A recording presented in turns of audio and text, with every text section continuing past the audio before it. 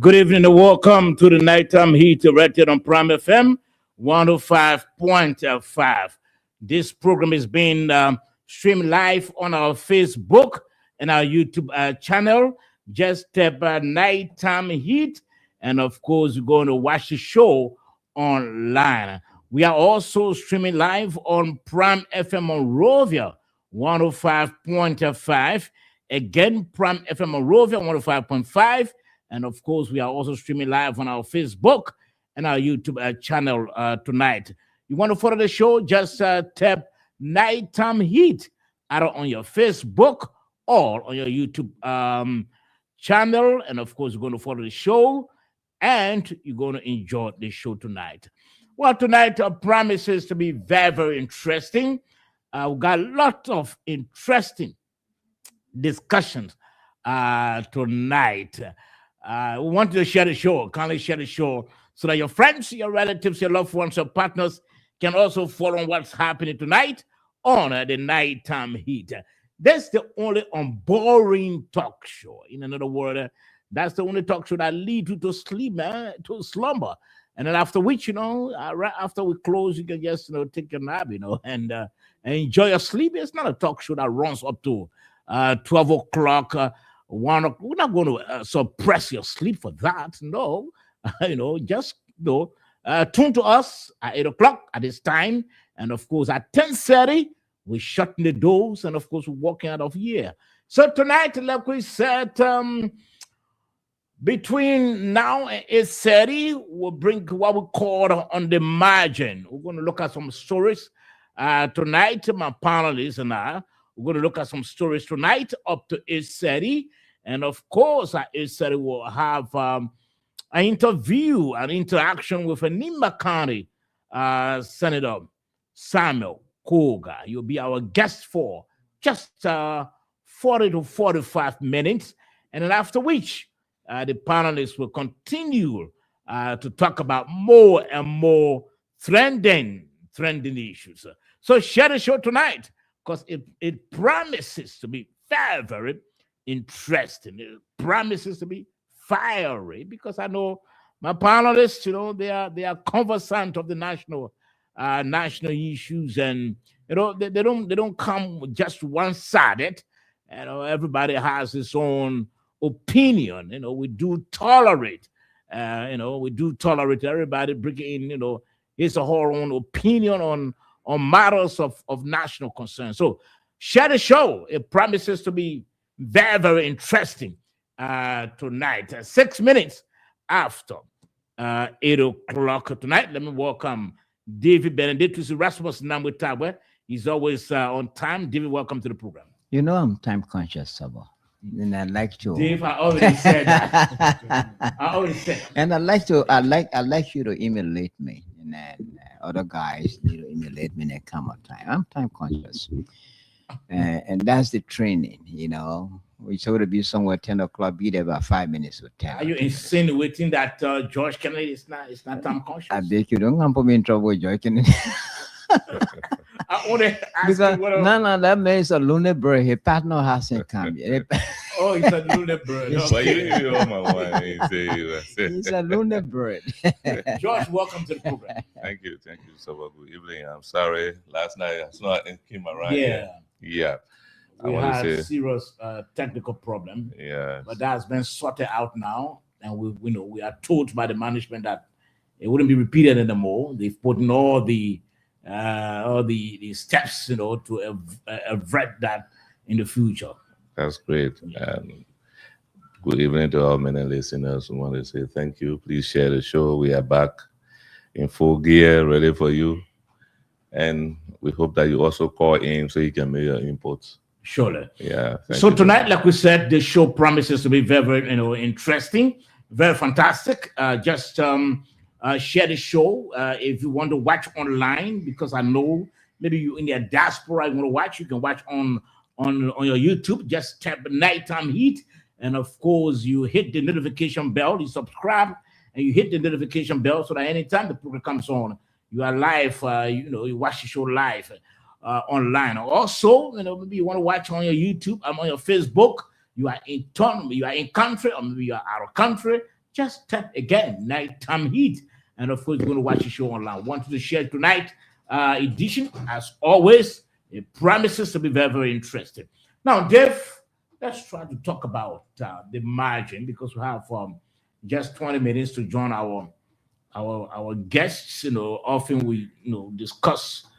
First, let's play the video as we all are aware the case involving the Cloud Mariwea Foundation and the ARED that has again resumed, and there was a court decision today. Let's try to play the tape. Let's take a listen. Play this short video clip, and then we'll come back.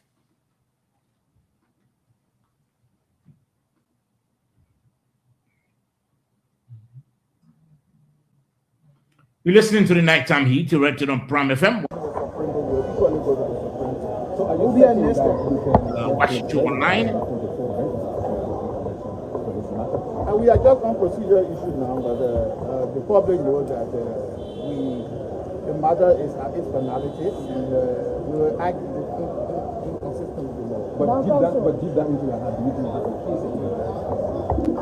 I don't want to start celebrating and going around. I think we're celebrating this show that all assets that have been converted from government, a lot of budget, to go back to elaborate. So that is our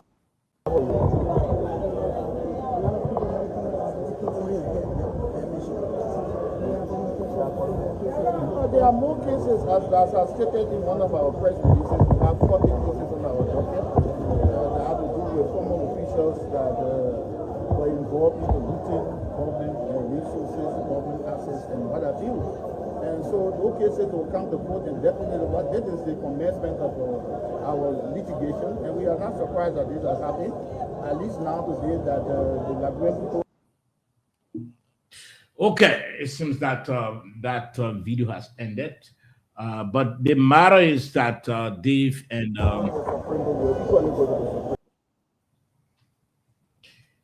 okay, let's just pause that. It's Moses on. Okay, also Prince Crippler as soon as come on. Let's try to get the signal. The issue is that the court today will understand. Denied the application of the defense because they've argued, the defense had argued that the ARED, is it the acronym? Yeah. Okay, fine. They didn't have the right to request documents for expenditures that they may have carry out to have the foundation constructed. So, but the court said no, ARED does have. Where do you stand? Well, what was stand? Sober, obviously I'm not a lawyer. Mm-hmm. But in all fairness, the arguments I followed so far is that, look, you accuse a person, you provided evidence. And the different views that people have expressed. And the fact that it's the ARED that accused or that has taken the Madam Cloud to court on suspicion of using public funds to, to fund his Cloud Foundation. So it's an allegation. So the argument is that it is the ARED or the government that has accused Cloud. So the government should have the evidence because the accused providing evidence against his or herself, people think is illogical. But the other side of it is, we often said that the law is the law. Yeah, those who rendered the judgment today that, look, she's obliged, or the Cloud Foundation is obliged to provide the evidence. And so that's the law. Had it not been the law, I don't think the prosecution, or how they call it, the prosecuting lawyers, right? Mm-hmm. They would not have demanded that you provide the evidence. But this is the thing. If someone accuses me of committing a crime, and like in the case of squandering funds or looting or stealing from the state. And I know that the resources I've used to fund my foundation came from donors or other sources. I believe that no donor or sources will give you huge sums of money without paperwork, without documentation. So if I know that I got the money sincerely or honestly given to me by donors and there are paper documentation to that, there's nothing wrong with me Okay, providing let me the hold you there. Let me hold you there. There's documentation. nothing wrong with that. Okay, Yeah. let me welcome Moses to the program quickly. Moses, welcome. Thank you. Thank you, Saba. And let me say hi to you, David Tagwe, George. Yeah, Is Edwin Moses. also over there? No, Are you Edwin's guys not. good? Okay. So let me say hi to all of you and our technical crew over there. It's a pleasure to be back tonight. Another important, interesting discussion. Yes, I heard David talking, and it is a very good discussion. So maybe I may contribute to that. Okay. Thank you. Okay, Moses, thank you for coming. At 8:30, we'll have Nima County Senator Samuel Koga to join us. Koga is one who, occupying the seat of the former senator, the deceased senator Prince Johnson, and of course, we understand that Koga is the chair for national security as well at the Senate. So we'll talk up with him. That is at 8:30 to 9:15, just for 45 minutes, 40 or 45 minutes. And then after which we'll be talking about the much talked about the arrival of the yellow machines. We saw people yesterday dressed in yellow apparel. I don't know what that was for. We'll talk about that. And then also, since the government launched this added tax, that's value added tax, let me call it right. There's been this whole noise against some folks, in fact, mainly the former Minister of Finance, Samuel Tuer, wrote, and of course, we're going to read that. He said the credit should be given to the CDC because CDC initially started the value added tax program. So we're going to read what Samuel Tuer wrote, and of course, going to read a counter also from the angle of the Ministry of Finance. And also tonight, the Inspector General has, in another word, rebuffed. He rejected the resignation of Cecile Clark. We're going to talk about that. What does that mean? So let me hear from you. The story we're just talking about concerning the court decision today. You listen to the interview conducted with the asset recovery head. Thank you. Yes, and it is to my knowledge, from what I hear from lawyers, it is legal.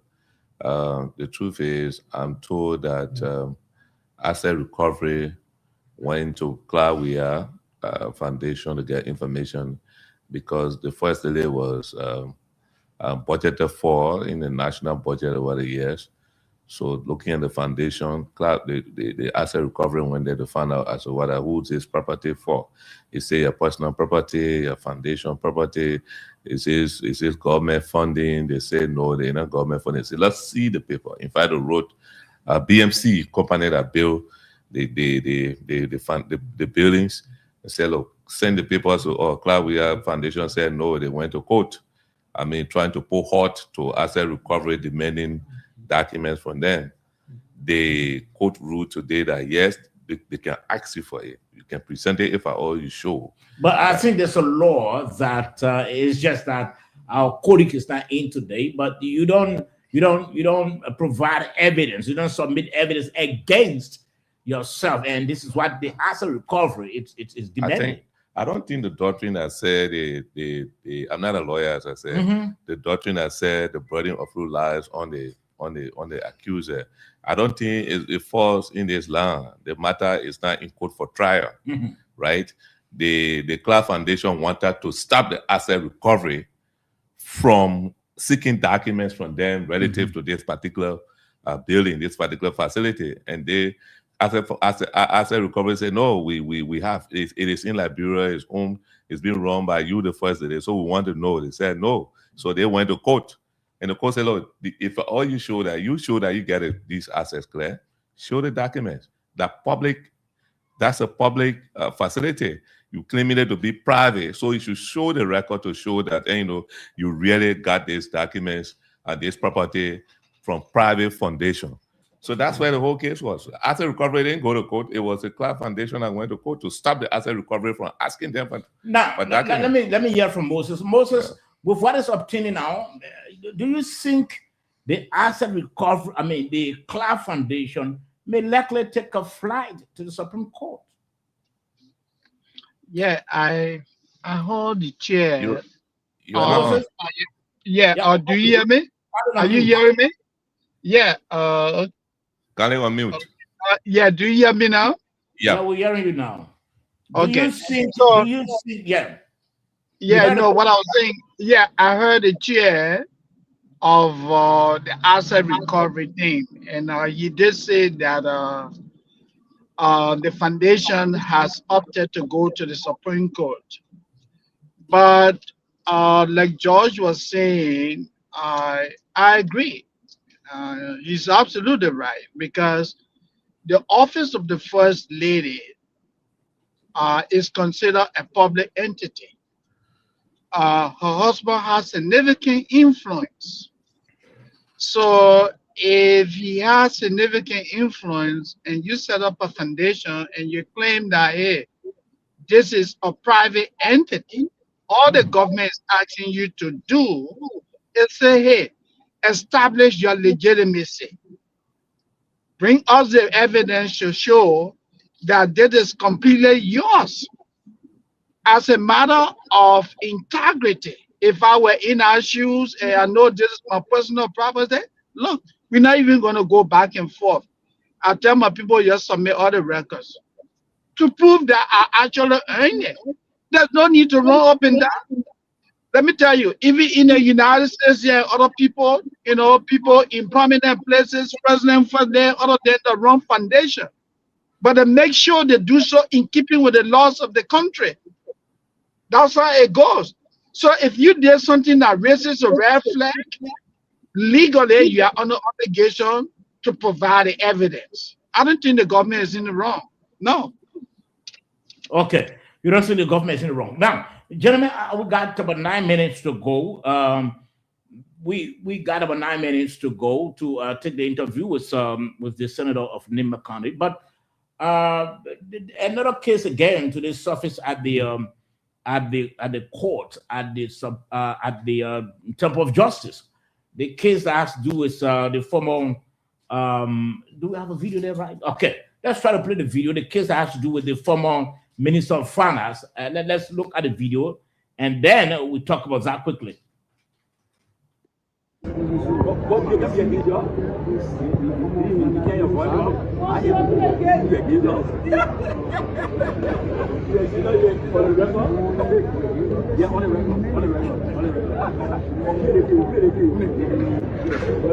this is following the video of the Supreme Court minute, and you have the former finance minister, you have the former acting justice minister, you have the FIA.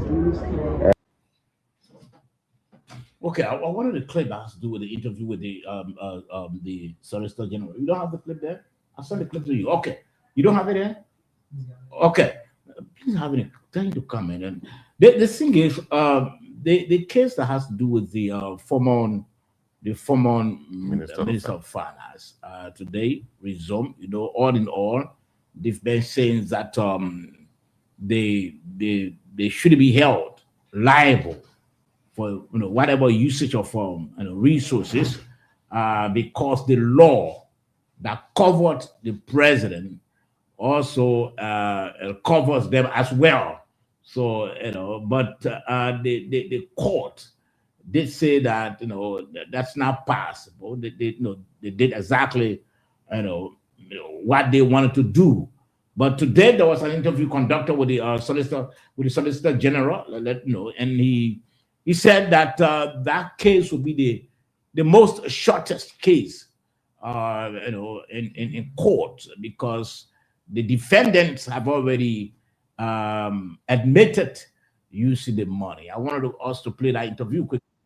The court managed to rule that all assets are being converted through the acts of other people using government assets and government resources.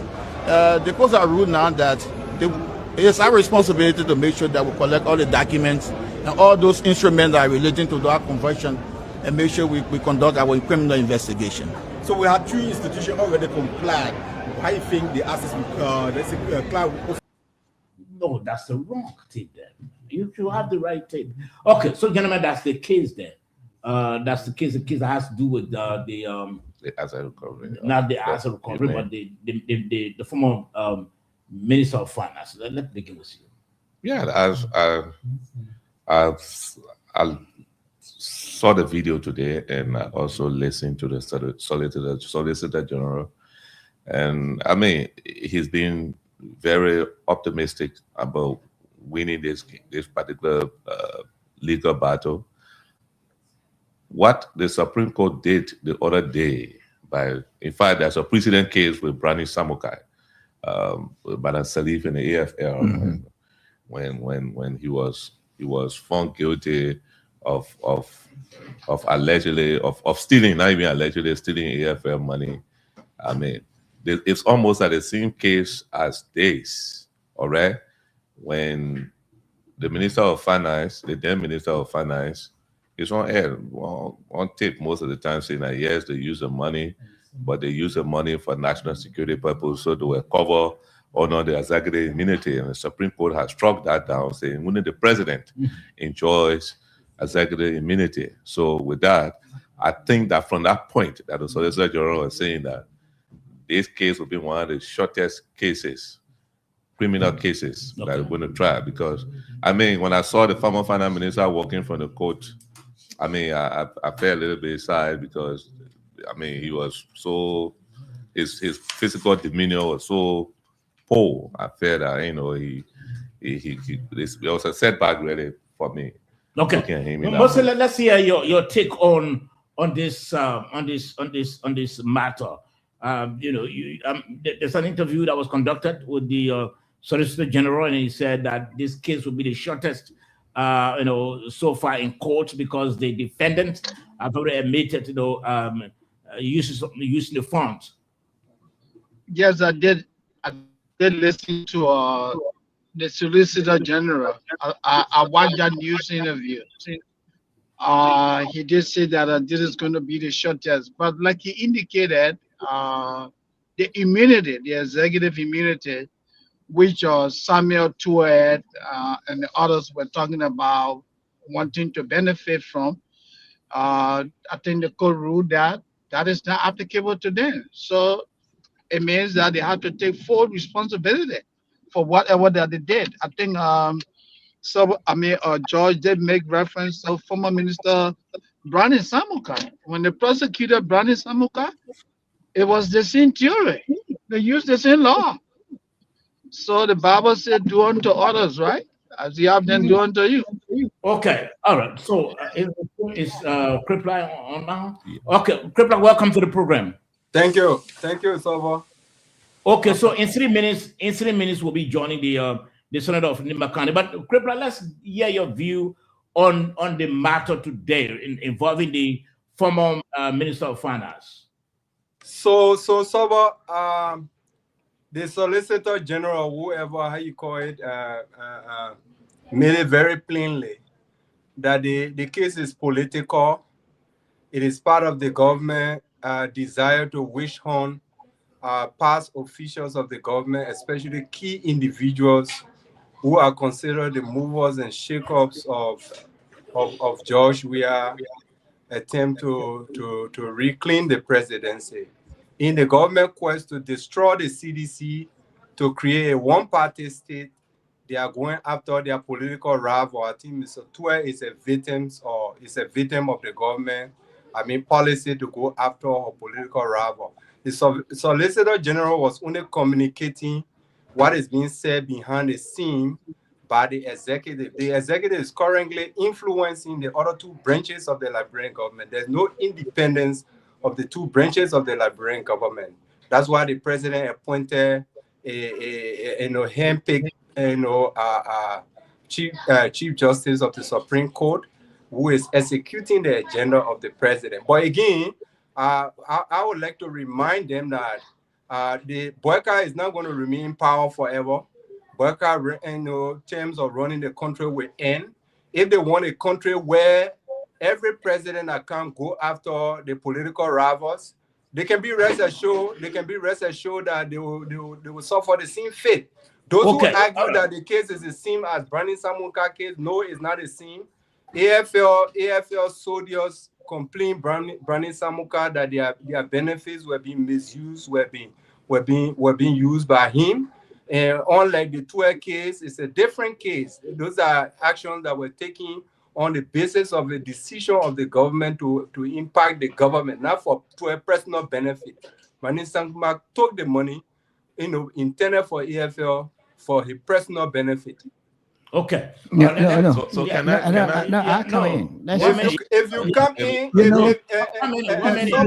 allow any of them to come in, I will have to come back and provide. If you allow any of them to come, I will have to come back and provide. You can't spill falsehood. You wanted to say you just spill falsehood.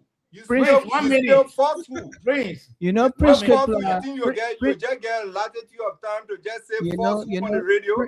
Prince, 1 minute. Let's listen to. Prince Crippler. But Soba. Yes, I will come because back. I know there are 3 versus 1. 1 minute. No, not 3 versus 1. Government agents versus I alone.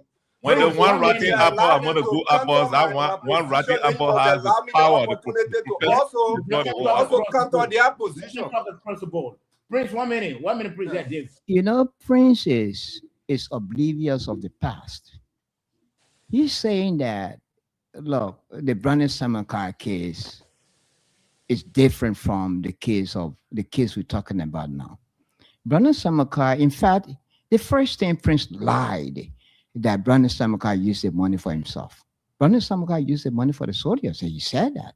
It's not true. He said that. On the instruction, he said no. Prince, 1 minute.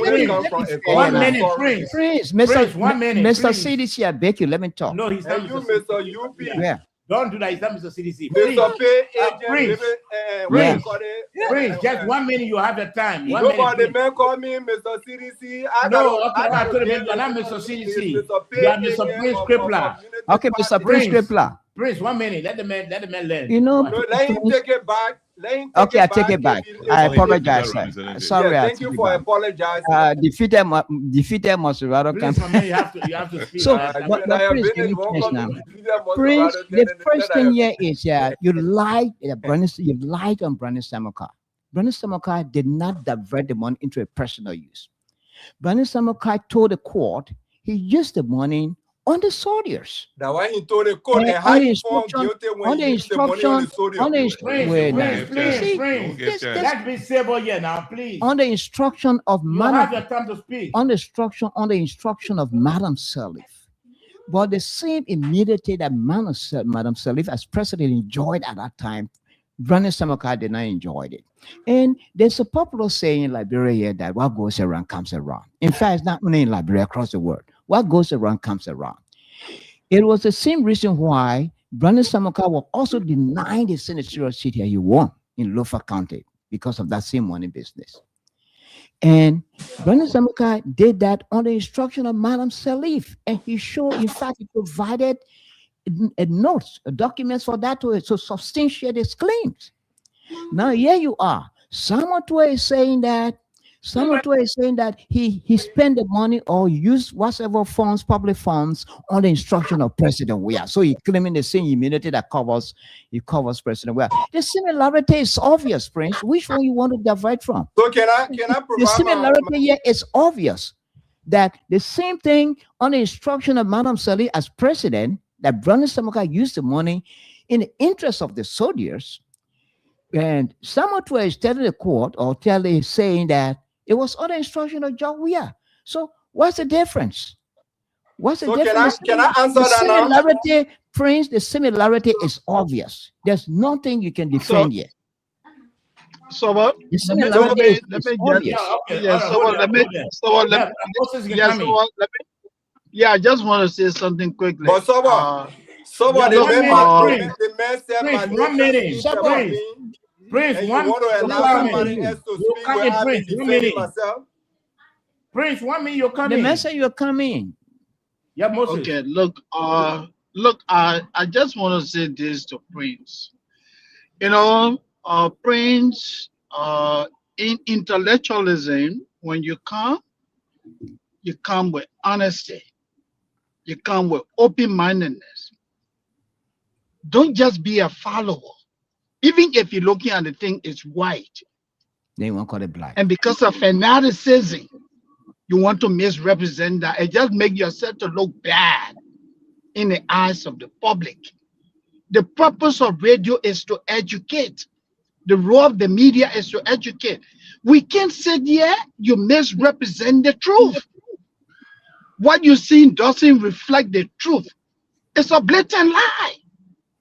The CDC prosecuted former Minister Brani Samuka because the administration claimed that he used the money for the wrong reason.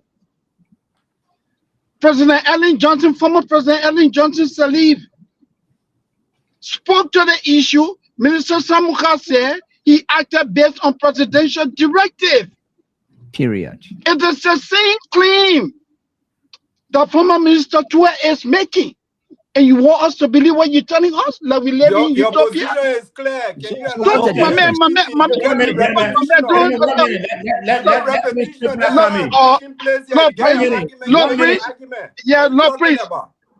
One minute. Yeah, no, Prince, let me say this to you. No, but you just saying one repetition of thing. You're not saying anything. Wait, Prince, my man, you will speak. You're not saying anything. Yeah, Prince, you will speak. Okay, look, Prince, let me say this. Yeah, let me just say this quickly, Prince. Let me draw the dichotomy. Yeah, Prince. Yeah, Prince.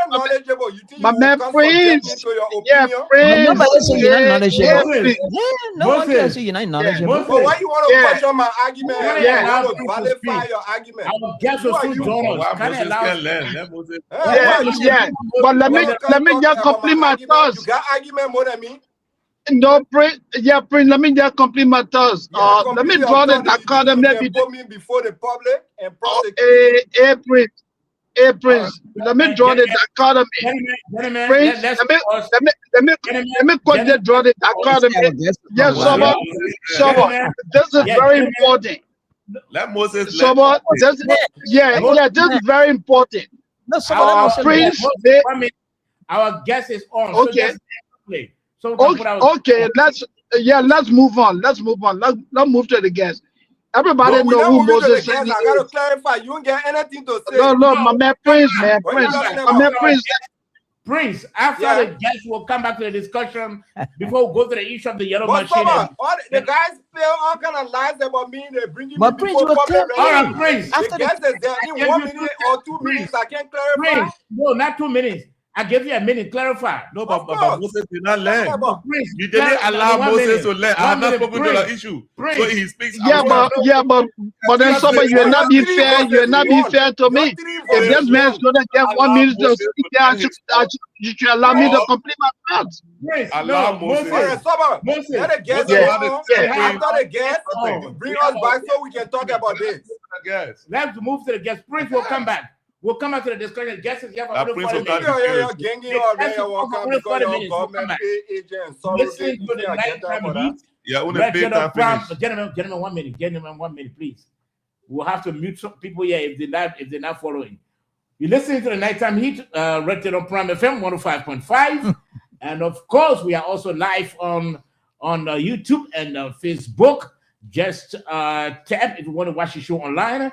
Just go online, go on your Facebook page or your YouTube channel and tap Nighttime Heat. You're going to follow the show. We want you to share the show so that your friends, your relatives, your loved ones, your partners can also follow on what is happening tonight on the Nighttime Heat.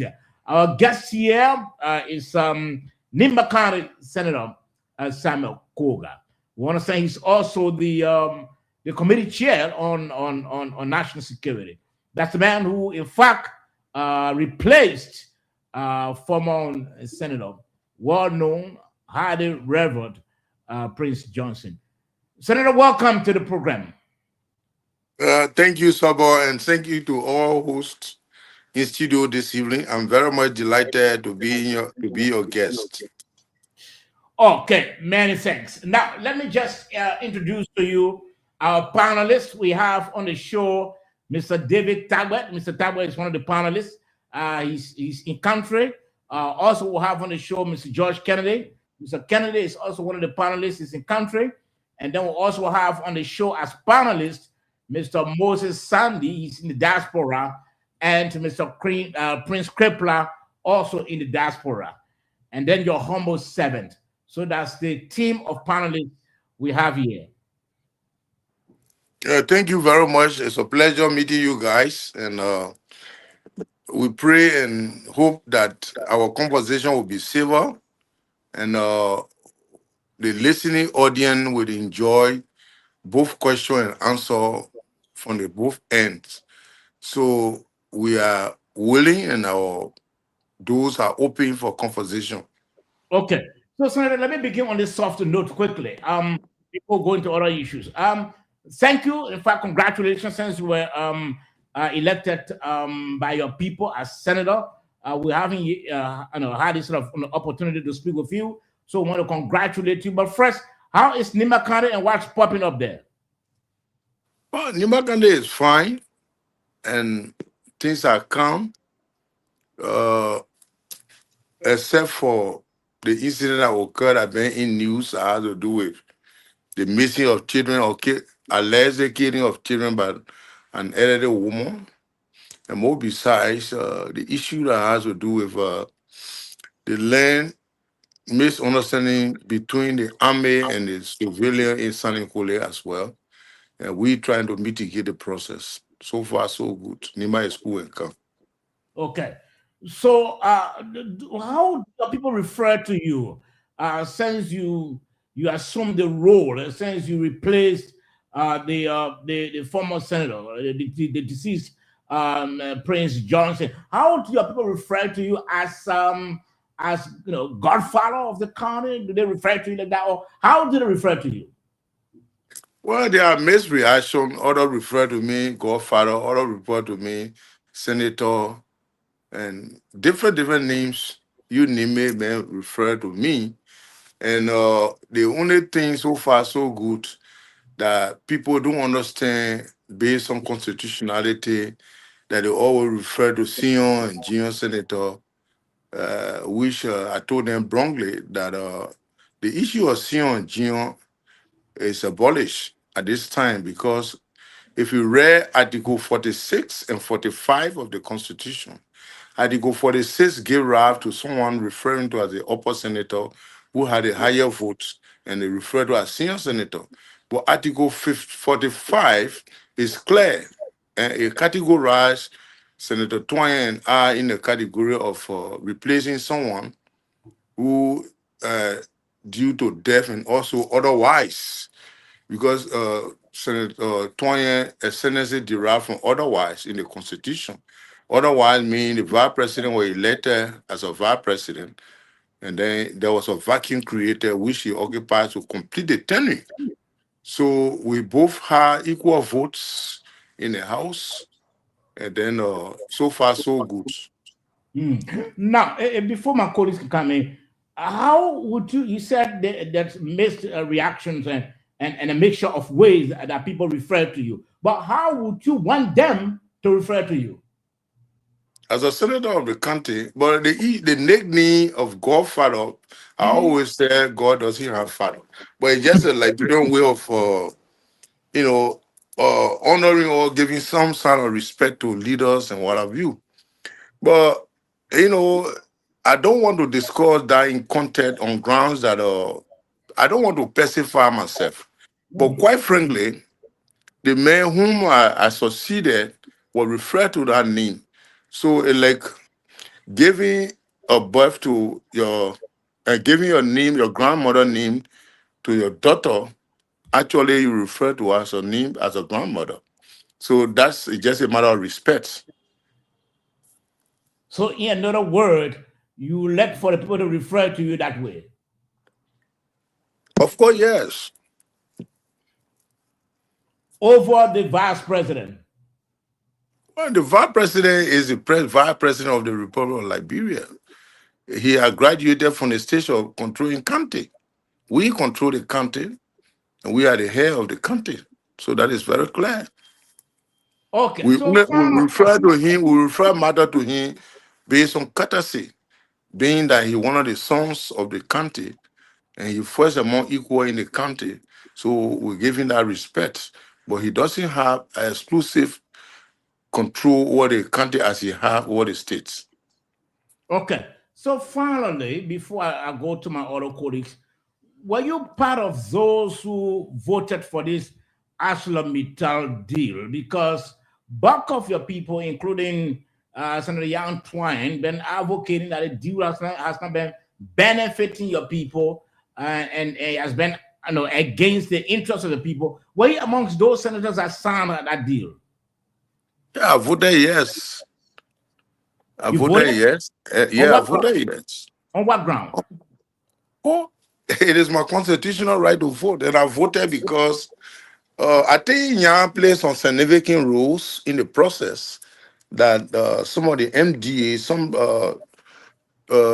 phrase and other articles that were in the MDA were one way or the other improved, and that was the purpose of the advocacy. So I realized that we were getting 1.5 million on an annual basis, and the MDA required this time around we'll be getting 2.5 million as county. 1 million go to the affected community and 1.5 go to the county. And then more besides, after this consummation of the MDA, NIMA will be getting 6 million. And that 6 million is a signature bonus that go to the county. And then additionally, ArcelorMittal, within 25 years, she paid $50,000 United States as lesson fees. Now the MDA had changed that every year, ArcelorMittal will be paying $500,000 as lesson fee. So 25,000, 500,000 and 25, I think is incremental. And the issue of the labor aspects, these are things it's a gradual process. Universal-wide, the issue of labor is something that always creating problems, sometimes solving problems, and etc. So it's something that can be addressed. There is a reason why in every given agreements, there are clauses therein referred to as the amendment. You can amend based on the unfolding circumstances and based on the contemporary situation. So we voted yes. Now, again, let me just do a follow-up before my colleagues can come in. You voted yes, and the others who were pushing the advocacy, they didn't vote. Don't you think your people will see you as not being in their interest, Senator? No, but the essence, you see, one thing you got to be very meticulous. The issue of concession in a particular locale, based on Article 22 of the 1986 Constitution, it provides that any mineral resources beneath the ground in the waterway belong to the Republic, and it should be used for the sole purpose of the Republic. It is not only NIMA that owns this mountain. It is Okay. It is the entire Liberia that owns. Take into consideration not to lose your colleagues' vote. So while you were advocating, I too were playing the role. So they both were playing the role that will benefit the country. So I believe significantly both were all benefited. So did Senator Jan Twine sign? You voted against, and I believe he voted against. Yes. I voted for. Yes. It means that between the both of you, He's more of he has interest of the people at heart than you. Do you agree to that? Well, that would be your belief. You know, in voting, one thing you should understand is at the legislature, minority had their saying and majority had their day. So when it is consummated, no matter whether he voted against, he will accept because the majority has spoken. Okay, let me. But equally so, a no vote will also be beneficial to the country on grounds that Mita will know that there will be somebody who will be checkmating also. So they will be very meticulous in handling the affairs in the country as well. Okay, While they are working. Okay, Senator, thank you very much. Let me turn to one of my panelists quickly. Dave. Yeah, Mr. Senator, my name is David Tag, but I have two questions for you. Yes, and sir. I'm not being repetitive here, but I'd like to take you back to the question my colleague asked you initially about, you say you've been referred to different people who refer to you in so many ways. One is senior senator, one is godfather, and so many other names. Which one do you feel comfortable with? As far as I'm concerned, constitutionally, the official title is senator. Okay, senator. Okay. Yeah, senator is the official one. Okay, so that's the one you feel comfortable, right? Of course, yes. Okay. Then my second question is, the position you sit in today, you inherited it from the late Prince Johnson, Senator Prince Johnson. That means you step in his shoes. Mm-hmm. And it was the late Prince Johnson that delivered the MDR to the United Party. Do you wish to keep the MDR with the United Party, or are you thinking about, you have another thought of maybe taking it to the CDC or taking it to the LPP or the CPP? Do you wish to keep it there or take it somewhere else, the MDR from the United Party, and take it different as LPP, CDC, or CPP? The issue of party discussion or decision does not allow in an individual hands, but rather it's a collective votes. The time comes for convention or after convention or election hearing where the party decided to retain or maintain opposition, then who am I? So it is majority will. So single-handedly, I cannot make such circumstances, Honorable Senator, under such circumstances, I think there will be votes cast, and you will be one of the person cast. Sorry, a lot of calls coming in. Yeah, you okay now? Yeah, I'm okay. I'm okay. Okay. So I'm saying, under such circumstances, when such issues come on the table, obviously there will be votes. People will cast votes. And you'll be one of those that will be voting to decide whether the MDR should remain with the United Party or should be taken to the CPP or the CDC or the LPP. If you were to vote, which one where will you vote? Will you vote? The voting time hasn't come yet, and we have not realized the time to make such a decision. And so we are observing, we are still in an embryonic stage. And for the matter of fact, NDR did not have merger with Unity Party over the document, but it was just pledging support to the Unity Party. So we are observing the process. Once what we saw in Unity Party that we pledged our support to persist, I don't think there will be a question. But if there is a deviation in the process, Okay. Well, no. There's only two questions I have to ask. Two questions. Okay, no problem. No problem. Let me go to George Kennedy. We'll go around still. Good evening, Senator. Good evening, sir. Yes, man. I have two questions. One I'll just follow up from where Dave stopped, and then I'll go back to the issue of this signature bonus. The first one is, are you satisfied with your current collaboration with the Unity Party? Well, I wouldn't want to speak on the issue for now, as I said. So it's still in the embryonic stage. We are observing the process, but as situation unfold, we'll make a determination. Even though it's gone 2 years. Of course, yeah, the 2 years, yes. Okay, let me take you to the signature bonus. One time, I heard you on the radio saying that the 200 million signature bonus to the government abroad, to the budget, Nimba County needs some. Am I correct? I didn't say Nimba County needs some. According to the mineral development law, it entails that any natural resources, any country that natural resources derive from, that country should benefit 10%. So if ArcelorMittal were giving 200 million as a signature bonus, eventually Nima should have getting 20 million.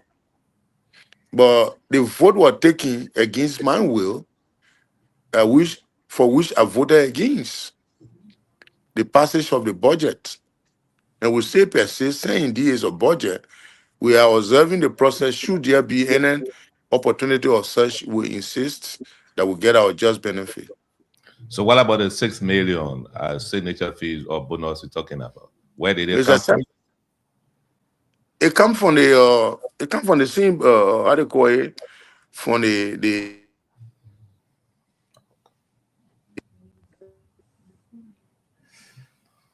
I think you have Senator? You have problem with your land, I sir? said, no, people calling. I said it came from the 200 million. Oh, okay. So instead of 20 million, you got 6 million. Am I correct? Exactly. Okay. I rest my case for now. Okay, so you're listening to the Nighttime Heat rented on Prime FM 105.5. Our guest here tonight is, for a few minutes, is the Senator of Nimba County, Simon Koga. Let's turn to Moses Sandy. Moses can ask a question. Yeah. Good evening, Senator. Good evening, sir. How are you? Yeah. Good. It's a pleasure to connect with you virtually. Let me provide a little bit of clarification. And Mr. Tagbe, I would like for you to listen. I heard you say that the senator inherited his position. I beg to differ, sir, because when you inherit, it means that it was passed down to him. And that can be through biological means or family orientation or whatever. It's quite, but he was elected. Excuse me. So No, yes, excuse me, sir. Yeah, I think the dictionary you use could be in place. Number one, Senator Johnson and I, biologically, we are related. And then besides that, the title was bestowed on me before the election by the Nimba County people, the elders of the people, before going into election. So I believe it was based upon that empirical reasoning that he made mention that. Thank you, Mr. Senator. Okay, yeah, but Senator, let me just say this quickly. We are speaking to the global community, and we're looking at the world literally. Inheritance, which means passed down through birth. You campaign aggressively, and you won. You went through an electoral process. The people of Nimba just didn't tell you, "Oh, yeah, go and take the seat." You campaign and you won an election. Let me celebrate you for that. So if you campaign, you won election, it means that you did not inherit. Okay, Mosi, I agree with you. Ask your question. Yes. All right. So another thing too, Senator, I would like to piggyback on. I know my colleagues made mention of that, and I want to take it back to the title, Godfather and Senator. Again, Senator, are you telling us that for the fact that you were elected as a replacement for the late Senator Prince Johnson, does that mean that you inherited the title of Godfather? Because titles are never inherited; they are earned. They are honor that people gave you. They can say, "Hey, Senator Koga is the man of the people." that doesn't mean that when your son comes tomorrow, he can also be referred to as the son of the people. Do you agree that you need to end that title? Well, the issue of God, I told you earlier that the word Godfather, God doesn't have any father. God is the Father and the Son. So the Holy Spirit. So as I said, it's just an lively title people gave to people and what have you. So if, for instance, if I'm passing somebody say, oh, the Great Koga, should I refuse because somebody call me Great Koga and say I'm not Great Koga? No. So if people Yes. feel that Punyoni is no more and they refer that name to me, so should I say no? No, that is not what It I'm is saying. not, I'm simply if it is something I'm claiming, then I'll be self-proclaimed. But if people are saying it, then I should accept it.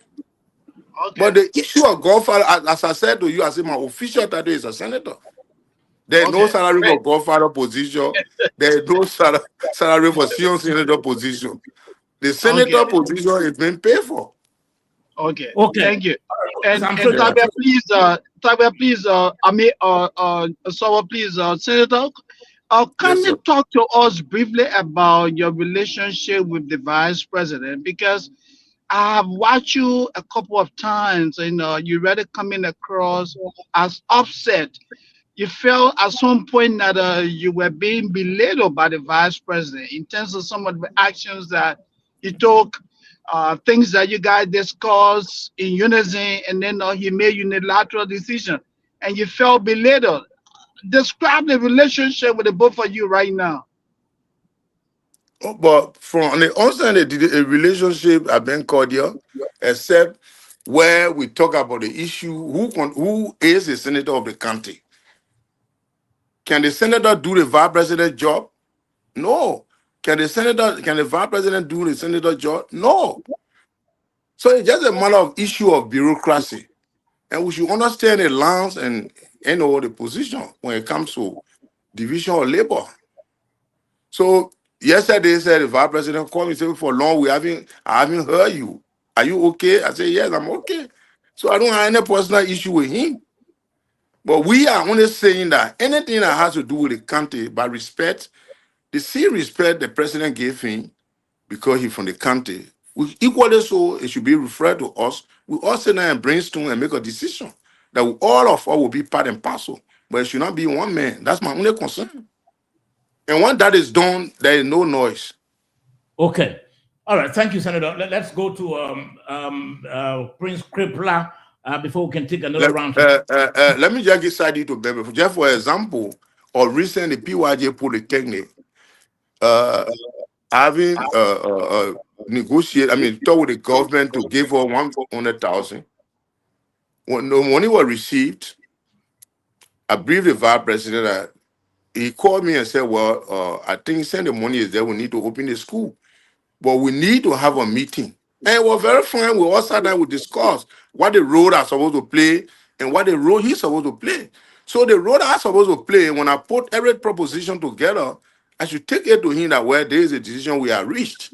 I think it will bring cordiality between the both of us. That's all I need. Okay. Thank you, Senator. Thank you for further clarifying that. Prince, let's hear from you. Thank you, Soba. And let me join my colleagues to say welcome, Honorable Senator. Yes, sir. Yeah, my question is with this ongoing demolition exercise in the country, we follow that from here a lot. Hundreds, if not thousands, of Liberians who have been on their properties for 3, 4, 5 decades are being evicted, made homeless. People are crying. The role of the Senate and the House of Representatives is to advocate for the people, to represent the interests of the people. Are you following that? Is the Liberian Senate following that? What do you as an individual intend to do, or what is the Liberian Senate doing? Especially so that those lands, houses being demolished that are on the basis of government projects. They are not giving them any resettlement package. They are not resettling them. They're not finding alternative sources. And those lands that are being demolished, or properties that are being demolished on the basis of court orders. One of your sons, who is currently serving prison term for 6 months, says the current Chief Justice is working with the executive to take people properties from them. Those supporters of the Unity Party based in the diaspora and other parts are paying the court system to surrender people properties over to them. What are you doing to look into that? Or are you concerned? Okay, let's first of all dissect the issue of demolition in so many segments and analyze it, then we emerge with a logical conclusion. Demolition from the courts of those who allegedly occupies premises of others illegally. One, they go through adjudication and the court come out for verdict. In the first place, there will be time schedule. It should not be abrupt, where as soon as the court come out for decision, immediately they move on the property to demolish. Because the government, the Constitution provides that government should protect life and property. If somebody has lived or played, whether illegally, for over 20 years, a critical to just make abrupt decision. You got to be meticulous. If not, you will make some people homeless. Why it is true that legality prevails, equally so you should look at the humanity aspect. Then you also look at people who are building structure in the alley that the Ministry of Public Works is trying to evade them or reconstruct that alley. The issue of demolition legally is correct, but the procedure that leading to that demolition is wrong.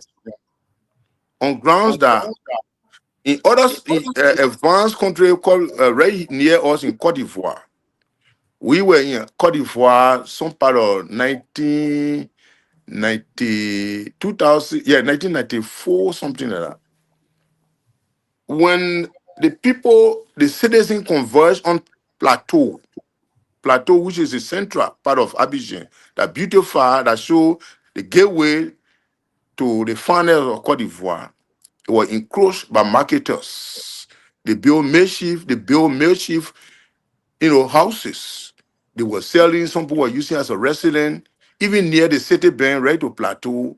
So when the government was preparing to evade these people, the first thing the government did was they execute a land in Abobo, and they built a mini estates. Afterward, they wrote the people that you got to be evicted, but there's the place you're going. Why you will pay lesser money on a monthly basis, because we don't want to evade the place, then you go homeless. You are the citizen that we got. And that manner, the citizen peacefully they left. And they took their belonging, they went to another place.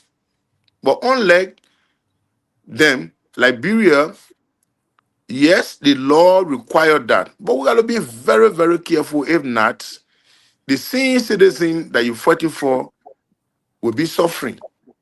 And it is your prerogative, it is your responsibility to ensure that the safety of your citizen and the well-being of your citizen are met. So this thing, when we're doing it, is fine, but the procedure actually is wrong. For example, let's look at the CDC former headquarters. Yes, it belonged to an individual, a renowned person, who said he wanted a property, it was illegally occupied, and the court came out for decision. The structure that was on the ground there could benefit the person who went to take the place because you invaded the party. But they built a very good structure on the ground. You could ask the people not to go, you could guard the place with police. Then the same way you went there with bulldozer, and the people they were in a civilized fashion, they will leave. The structure remain on the ground to beautify that area. If you went there today, that place is in ruin. People are playing football there. those houses, they are now completely broken down. So it has become a makeshift, again, ugly fail left to the identical area. So now the government should ask this individual whether he had a capacity, he are getting a land, but the place is in the city. So it need to be rebuilt. If not, it should be an eminent domain that the government will take charge to build a place to get fair lift. So all these implications, we need to look at it carefully as a Liberians before we make a decision. But when the court made a decision, nobody can violate it. But the method of dialoguing or negotiating that those properties cannot be damaged, that somebody will occupy in an easier way, it get good feel live to the country. We're all looking for development, mostly especially infrastructure development. Okay. Thank you, Mr. Senator. Prince, another question? Yeah, my second question. Thank you, Senator. You spoke very well. And I'm sure the people who are victims today, they are listening to you. Even though it's not solving their problem, but they feel that people care about them, and one of those is you. So my other question is still around the scene demolition. And this time specifically, you emphasize the AFL or the Army desire to take a place in Nimba, their property in Nimba. But I want to bring you back to Monrovia. The AFL is going to 72nd, where thousands of citizens have been living. And I understand some of those who live there are, dead soldiers' family. And predominantly those who live in the barrack there, because I used to live around.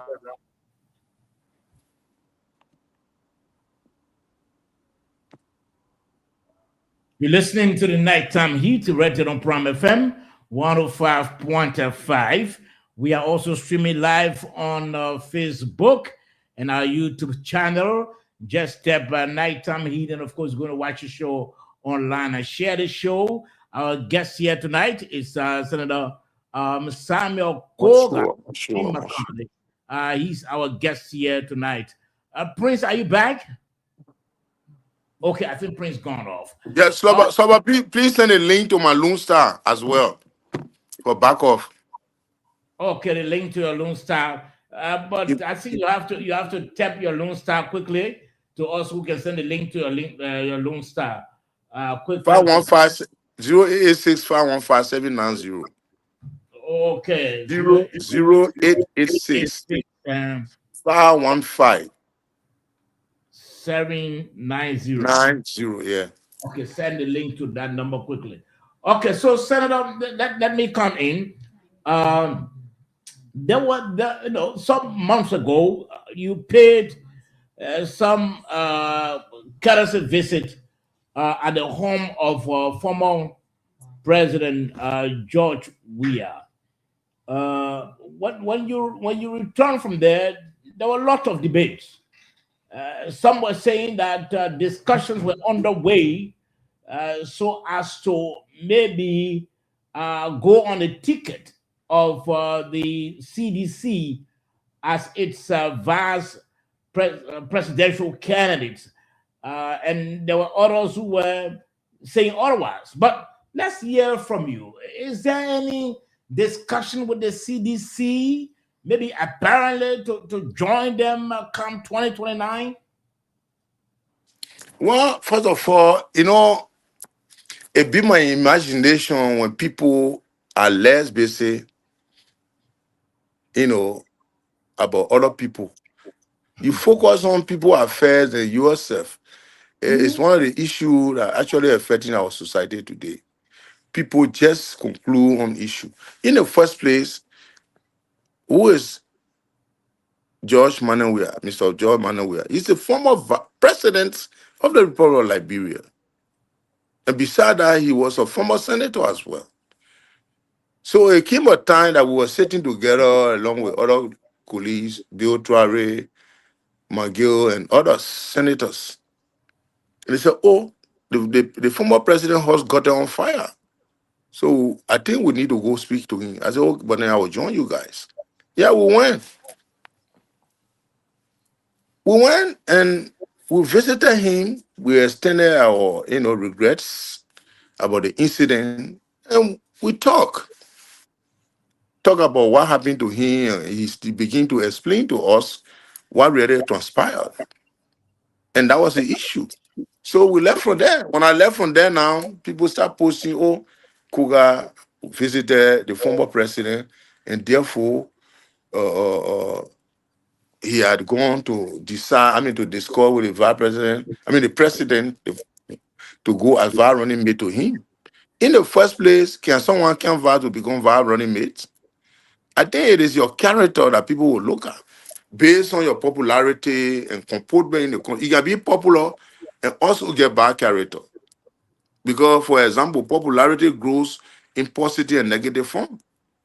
If we on Broad Street now, somebody just on one cell phone, that thief has grown popularity because everybody want to know who jacked the phone. Besides who jacked the phone, what side of phone, and who phone. So you will see people putting left and right. Eventually, you again popularity, but it's in negative connotation. You can also be popular based on your understanding on national issue, and you can gain respect from that end. So if Ambassador George we had decided to choose anybody to be his choice as a vice running mate, that's a constitutional right. But we are gone there to speak to him due to the fire outbreak. Okay. And now this follow-up question quickly, Senator. Considering your popularity, because you are highly popular in Nima County, let's assume you were asked by the former president tomorrow to help deliver Nima County to him, and at the end of the day, being offered the vice presidential slot. Will you accept it? It requires consultation with the citizen, because in the first place, the citizen will decide. Because if I single-handedly say yes, and the majority are going to vote say no, then it becomes an unpopular decision. So if he approached me on the issue, the first thing I'll refer to the county, the citizen of the county, and tell them this is the situation. They will sit down and tell me, say, because they were the people who petitioned me to run. So if they graciously accept that, who am I? I will accept it. So the consultation will extend to the current vice president as well? Of course, yes. It will be part of the country, and he will be informed and not be any. Okay. So from my end, finally, before my colleagues can come in, because I think this is our last round, just give us your honest opinion, Senator, about the performance of this government, including the executive, the legislature, the judiciary. Just give us your honest opinion as to, since this government came to power 3 years now, whether it has been doing well or not. First of all, thank you very much. I don't know if I become borrow culture or watching Liberia. I can recall. Senator, your line is terrible. Your line is terrible. Can't let me go off and come back on. That will be okay. Your line is terrible. Or change your location, Adam. I don't think that's my location. It could be. I don't know. So you getting me clear now? No, you are not still clear here. You are not still clear here. Please send a link to my Lone Star. Yeah, we sent a link to you. We sent a link to your Lone Star already. We sent a link to your Lone Star. So maybe we can try your Lone Star number and come back on. Okay. So you're listening to the Nighttime Heat, rated on Prime FM 105.5. This program comes on. It's your only unboring nighttime show. We don't go up to 12 o'clock. We don't violate your rights. You need to sleep, So we'll come on at 8 o'clock. And of course, at 10:30, we shut the doors and walk out of here. So, gentlemen, you better listen to the senator. Taiwan is coming back on. But let's get to your little takeaway. I would have loved for all to exhaust our interaction with him before you come in. Before I come in with my observation. Okay, all right. Before you come in with observation, Moses, the same with you. Yeah, it's the same with me. But yeah, the senator is back on, so why not? It is the same with me. Let the senator continue. Okay, so the senator is back on. So, Senator, you can answer the question now. Then you come up on the other line now, Claire. The line is still bad. The line is still Line terrible. is still It's terrible. so bad, Not, yeah. not good at all. Yeah, kindly shift a Trying bit. to change your position. Let him change his position. Maybe you go to restart the phone. Or you need to restart the phone. I don't change Restart that the phone and then you come back on. Yeah. Yeah, okay, I'll do. But you getting me now, right? Yes, you are clear now. You are clear, yeah. Okay, so let me call the other line off. Yes, call the other line off here. Okay, so let me call the other.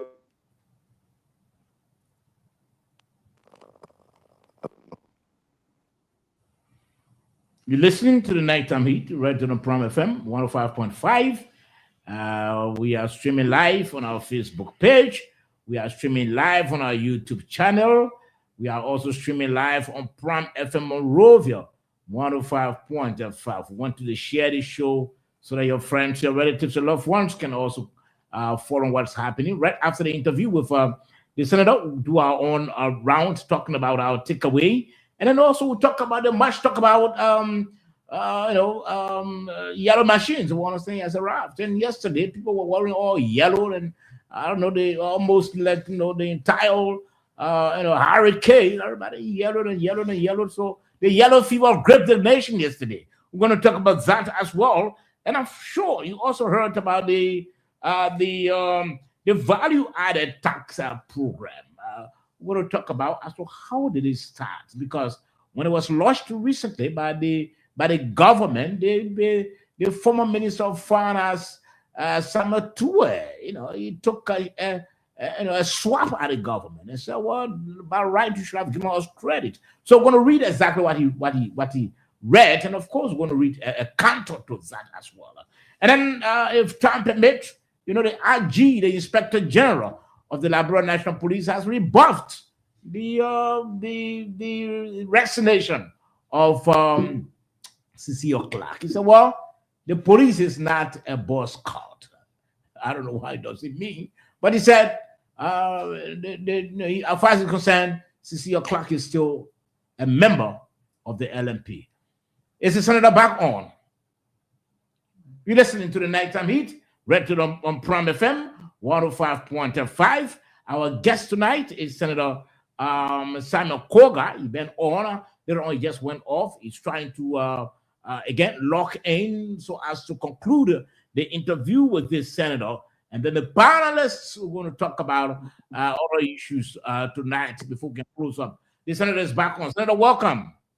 Thank you, Sabo. Thank you very much. Okay, so you understood my question I asked, right? Could you please restate? Okay, now we want your honest opinion. Oh, okay. Sure. Yeah, I think our in speech. Relative to the question you asked as it relates to comparative analysis, this is I think third year, or let's say complete second year of this Unity Party-led government, right? Mm-hmm. Okay. So you talk about analysis in three different branches, right? As the government as a whole, but the government includes the legislature, the executive, the judiciary. So just sum it up and tell us also how are you people performing? Yeah, for the Senate, I don't want to be the one to grade the Senate because what constitutes corruption is something that you're supposed to make decision or that will make decision in your favor. You don't partake easily, but others can make that determination. So it level the public to decide whether the Senate is performing or the legislature as a whole is performing, adequately. So if I come out now, it may be corrupted. Now, okay, so tell us about it. Yeah, go ahead. With respect to the executive, what we observe, number one, they are striving to put him on the rightful trajectory. But one of the shortcomings that we are seeing has to do with the issue of the conduct of the civil servant. Job employment should be something that based on merit. Placement of personnel should be based on qualification. But there are long bureaucracy when it comes to creating the job opportunity at the civil service agency. They need to work out modalities. Whenever name emerge from the ministry and agency for vetting, it should be speedily done. That is not happening. And people are not getting information flowingly on grounds that once somebody go through the testing system, he must be notified immediately whether he made it or not, or she. When those information are lacking, it creates some sort of what ambiguity and confused stage for the citizen that wanting the job.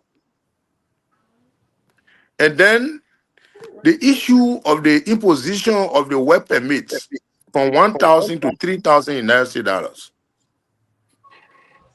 Is it only for revenue purpose or is for job creation? So it need to be defined one way or other. Because the imposition of tax, fast NACO is better than a slow down. So we need to look at in that sector properly. First of all, to know from the Ministry of Labor how many aliens are actually working in those concessional areas, how many of them have stores and businesses in Liberia. Those information should be to the taste of the public. Then if you are doing it for revenue purpose, you will get to know how much actually is being generated. And then which one of the jobs that Liberians are supposed to do, that should be specified. That Liberia will know that the Ministry of Labor have created a website along with civil service, that this area is open and people who are qualified should apply in this area. When those things are lacking and people are doing it based on opportunity cost, or they are doing it with favoritism and sectionalism, as well as how do I call it, patronage system, because somebody supported me in the party, therefore I should create avenue for him to get a job opportunity. Those who have been kept on the side, are they not Liberian? These are things, approaches we need to look at. Now, the issue of the yellow machine is a fine idea, but we pray very hard that the process by which roads connectivity will be enhanced should be structured in a way to avoid bureaucracy bottleneck. You had the Ministry of Polo West that had the sole responsibility for road connectivity and etc. Now there is another new phenomenon, Alex, that there is a committee set up, organization to carry out the function. So there should be distinct understanding between the organization that being formed current to manage the yellow machine and with that of Polo West Road. When those things are known and the public are informed, eventually we'll see who is performing and who is not performing. There are so many things happening that we need to look at. Then the local government act. The local government acts are telling me on grounds that the legislature passed a law. This law in 2018, when it got, I always saying they can defend it. They get exclusive right to the minister, the local government minister, and the superintendent of the county. And instead of using the resources of the county, because the nomenclature says county and social development fund is separate from the national budget on priority needs of the county, the inhabitant of that county. Like for instance, you had a school, but this school no benches. Because when you have education, eventually they came out for executive order that no unprocessed rubber should leave Liberia. The country social development fund, if available, the country should sit down through the resolution by the council to purchase processing machines for those rubbers in the various districts. Then the farmer, after processing the rubber, they will be able to pay certain fees to return a compound. And if you took the money and build and build gates, welcome gate for office for immigration. You see, there where proficiency and efficiency come in. You are very proficient in calculus to happen in your favor to gain popularity one way or other, but you are not effective. The internet people for the money, the users eventually. Oh, you getting? Are you getting me, Sobo? Yes, we are getting you. Go ahead. Yeah, because the line is getting bruisey. The county development fund will not be used for the intended purpose. And these are some of the problems that we discover, we find out in the government.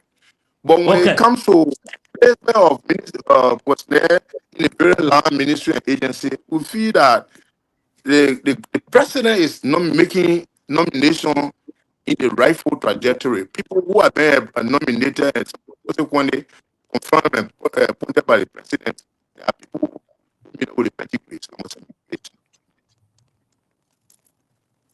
Okay, all right. Thank you, Mr. Senator. Thank you very much. But because this is my last question, before you go, you spoke about the yellow machine issue. I just want to get your honest answer to this question. Were the machines procured following legislative approval? Do you know of anything of that nature? Well, the issue of the procurement of the yellow machine, when the minister appeared to us. Mr. Senator, your line is bad. Your line is bad. I think you need to change the line. Your line is bad. That question is very important. Yeah, we want your answer to that. That question is very important. Are you getting me? Hello? We're still not getting you. It seems like you have to change your location a bit or change your line again. Maybe you can go off and come back and tell us about the legislative approval of that. We don't know whether that was done because there's a debate that the procurement was done with our legislative approval, and we want your honest opinion. I know you've been going to the session. Either you discussion of that nature or not. Yeah. So let me get. I know that one actually give me problem. Are you getting me now? So your line is still bad. Your line is still bad, Senator. Your line is still bad. Yeah, your line is bad. Your line is terrible, Senator. Your line is terrible. We can't. Your line is bad. So you're listening to the Nighttime Heat tonight. I think, gentlemen, we'll just take one question each, go around the table, and then we allow the Senator to go. It's about 9:33. And like we said, this program is not the it's not the other program that's boring, and they just keep the poor order up to 12 or 1 o'clock and violating our rights to sleep. We don't want to do that. We don't want to be part of that, Dave. So let the Senator call quickly so we can end the interview with the Senator, and then we can just do one more round and end the interview with the Senator to do our own analysis and talk about other issues quickly before 10:30. You listen 1 to 5. Our guest tonight, Simon Coker. He still insists that you must be called Godfather. He said that's the name he he wants us do call him Senator, but he said, well, he wants that name. That's the name they used to call the man that name to be called. The view was the Senator, and then call it a quit so that we discuss other issues for 9:30 tonight. You're listening to the Nighttime Heat. Kindly share the show. If you want to watch the Nighttime Heat on your Facebook page, you can watch the show and share the show so that your friends, your relatives, your loved ones, your partners can also follow what's happening tonight. The views of my panelists. What do they think about? Yesterday the issue of yellow fever gripped the entire country. We saw some hurricanes, some people in top people in government all wearing yellow. Was that quite necessary?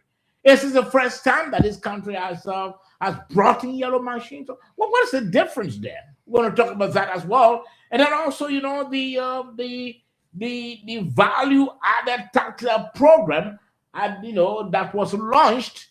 There's this whole debate. The former Minister of Finance said, well, it started with the CDC, and so we should be given the credit. But understand, you know, it was not started because we'll be speaking from documents tonight. When did it come into fruition? We're going to talk about that. Also, I'm sure you heard the IG, the Inspector General of the Liberia National Police, you know, when he said, well, the police is not a boss caught.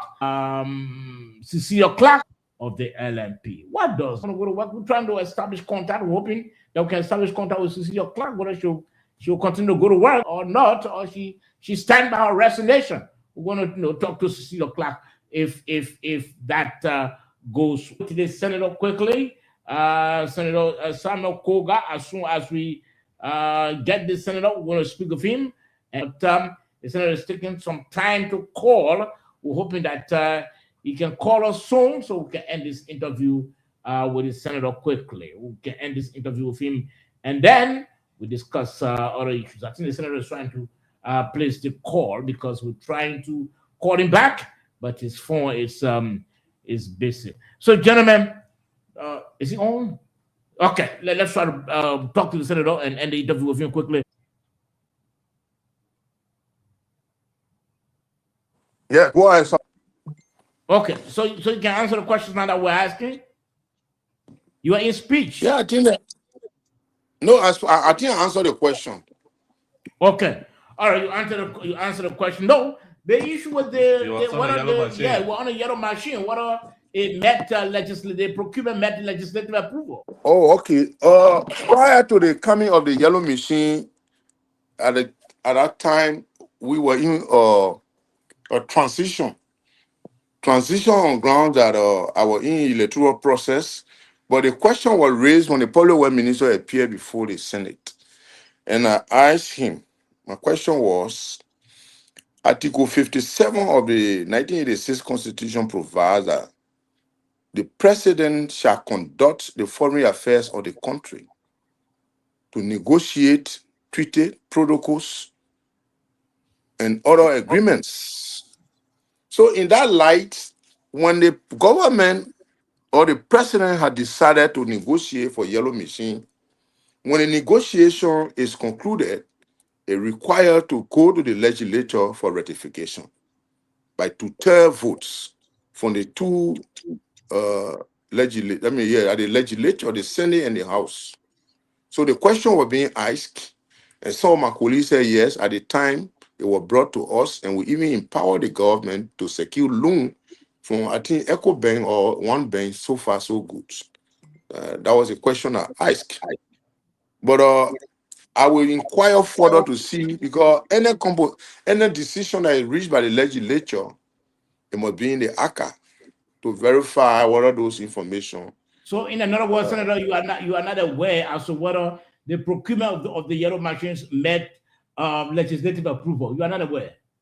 I'm not aware because I was in transition, as I said, and the decision was reached by my colleagues prior to my ascendancy. And besides, you are not seeing any document that they took to your office or signed. No, that was done prior to my coming. So I wouldn't have known except I inquire from the secretariat. But now long since, I mean, almost 3-4 months now you've been in office. So you want to tell me you wouldn't know whether the procurement of the yellow machine met legislative approval? Are you getting me, Mr. Slubber? I said that the issue of the procurement of the yellow machine did happen in some part of I can say 2024 started. The process started 2024, and I was elected 2025 April. Subsequently took office in May. No, not May, but August. I think something like that. It took 3 months. Okay. But I raised the question with the public works minister, and some of my colleagues were there. They said yes, it was ratified. But I yet to see the copy, I must admit, because something I didn't see, I can't say I saw it. Okay, you can't see, you can't say okay that you saw it. So we don't know whether it met or we don't know whether it didn't meet. Okay, Yeah, so but that would have been finally, the prerequisite to the securing of the yellow machine, actually, by constitution. so finally, before I take leave of you, and my other colleagues can ask one more question. Finally, one of your sons from your college, the self-styled Prophet Key is in detention. In fact, he was placed there by one of the fathers of the college. Are you concerned? Public nuisance is prohibited under our penal law. I like that. So, Okay.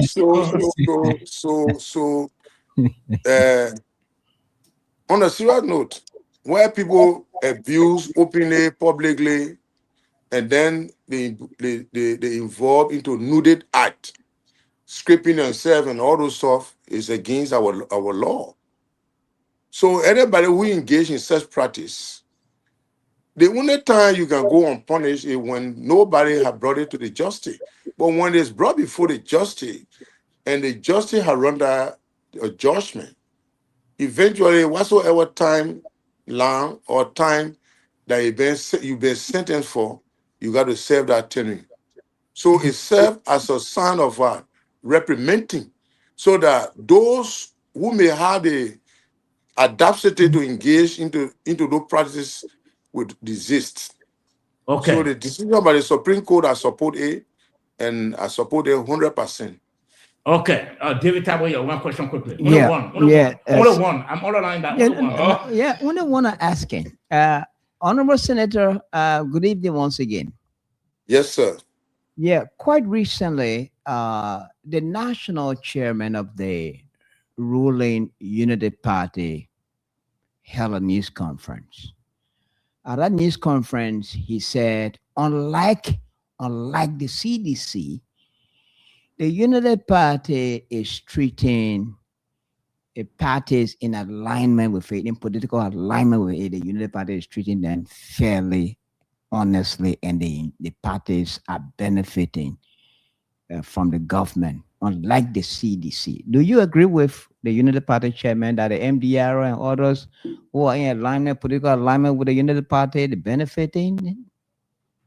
When you talk about benefit, I don't know, what do you mean? In terms of, okay, let me be clear now. In terms of jobs and other things that you should enjoy as a party that is in alignment with the political alignment with the Unity Party.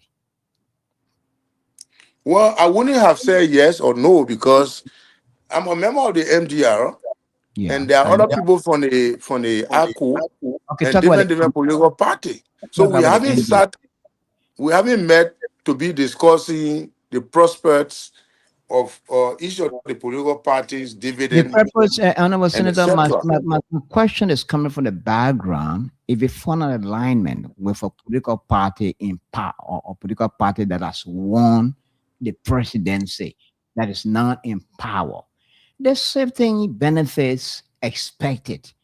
That party expects certain benefit, other jobs and other things. What is the MDR benefiting from the Unity Party, the government? The MDR currently has one minister, a deputy minister, and then assistant ministers, and deputy ministers. Assistant ministers. Yeah. Okay. Yes. Okay. So the NDBDR is comfortable with the government so far. Well, the issue of comfortability, I don't want to be the one to talk it. Those who benefit in that identical position are the ones that's supposed to be getting us. They're from your party, sir. They are assistant ministers.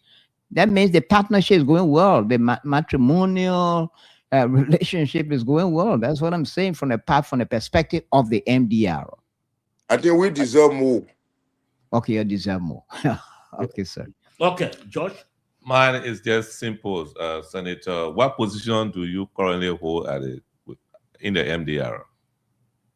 MDR, I'm one of the executive members, just executive member. I'm not holding any higher position in the MDR. But these are long stories that in the long run will be explained. Can you please explain some? Because we're hearing that you are pushing or you've been pushing to be the standard bearer of MDR and you have been denied repeatedly. Well, it is a desire of the partisan to decide who to be their head, and also it is a decision of the party through election to elect who's supposed to be. But yes, in the grapevine, those approaches have been coming in and what have you. But we haven't been opportune to actually have a meeting where such decision will reach or to even have a convention. So whether somebody is trying to sell around or what have you, as I said, as situation unfold, the public will get to know at a later time.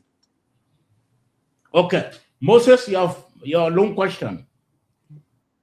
Yeah. I would like to begin like this, Senator. Let me use this opportunity to really tell you that I am very impressed that you are actually speaking your mind. You're not mincing your words. You're saying it. You're saying it as it is. I'm very impressed with you tonight. But let me ask you this question, and I really want you to tell the people of Liberia tonight. Given what is happening in Liberia today, do you agree that the Unity Party or the coalition, the Rescue Mission, do you agree that you guys are losing the war on corruption? If you say yes, why? If you say no, why not? Giving the misrepresentation about the FOIA project, multiple contracts being given to family members of the president, Joseph Mova, who has almost majority of government contracts, is now not performing. You have a duplication of a family member in government, nepotism at the highest level. Do you think you guys are losing this war on corruption? Because when you say that hey, you came to fight, it's often stated that he who comes to equity must come with what? Clean hand. Is the rescue mission, losing the battle on corruption? Well, thank you very much. In the first place, the government, right after inception, to begin to a ruling establishment, the first approach that has to do with asset declaration, asset recovery, the nomenclature and the diction were very fine, unique to our Liberian society to scare away would be corrupted people or corruption activities in the country. But the manner and form in which they started were wrong.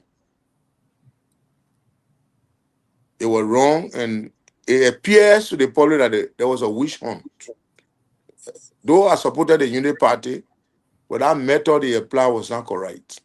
And as a result, the outcome of that asset recovery is dead. The issue of corruption allegation as to whether the president gave contract to relatives and what have you, you can never discuss the taste of a dog when you are not eating your dog. So I had not been, there is a news to me. It's just been brought to my attention what you're saying. And you see, in Liberia, we're good at saying things, but we're difficult to prove what we say. You know that the citizen had the right, if they discover that any unscrupulous act is carried out by any government official linking to corruption, the citizen can go to court when they have prima facie evidence. But to just go already accused is not an issue. But you should have prima facie evidence and go to court to adjudicate the process. Litigation is the best. So saying it is one thing, but as a senator, to sit here on the platform to tell you yes, then it means I have evidence. But what I don't have control, I don't discuss it. Why am I discussing the issue of the asset recovery commission or committee? The procedure was wrong. It was like a witch hunting. You see people in the street, you run behind them with police, grab the car.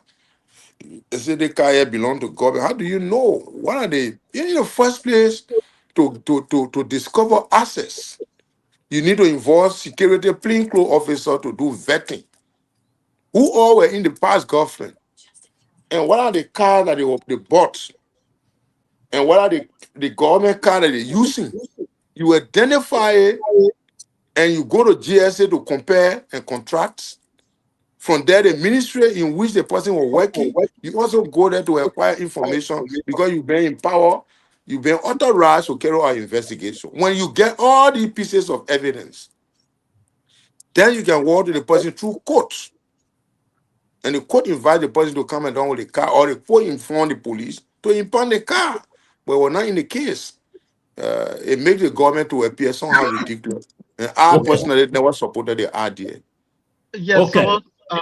so Just quickly, one question. yeah, Only yeah, I one just question, want, please. yeah, I beg you, I just want the honorable to make this clarification for us, honorable. The FOIA project, the misrepresentation from the president, the Minister of Information, the Minister of Public Works, the man who manages government project. You say you have no idea. Everybody with different version of the story. Do you see any problem here? If you say no, why? Well, I haven't seen problem. I heard and I see and I know these are three different answers. I heard in the grapevine that the structure being erected in Lufa, well, the resources were acquired from government and want to do it as private. That is a news.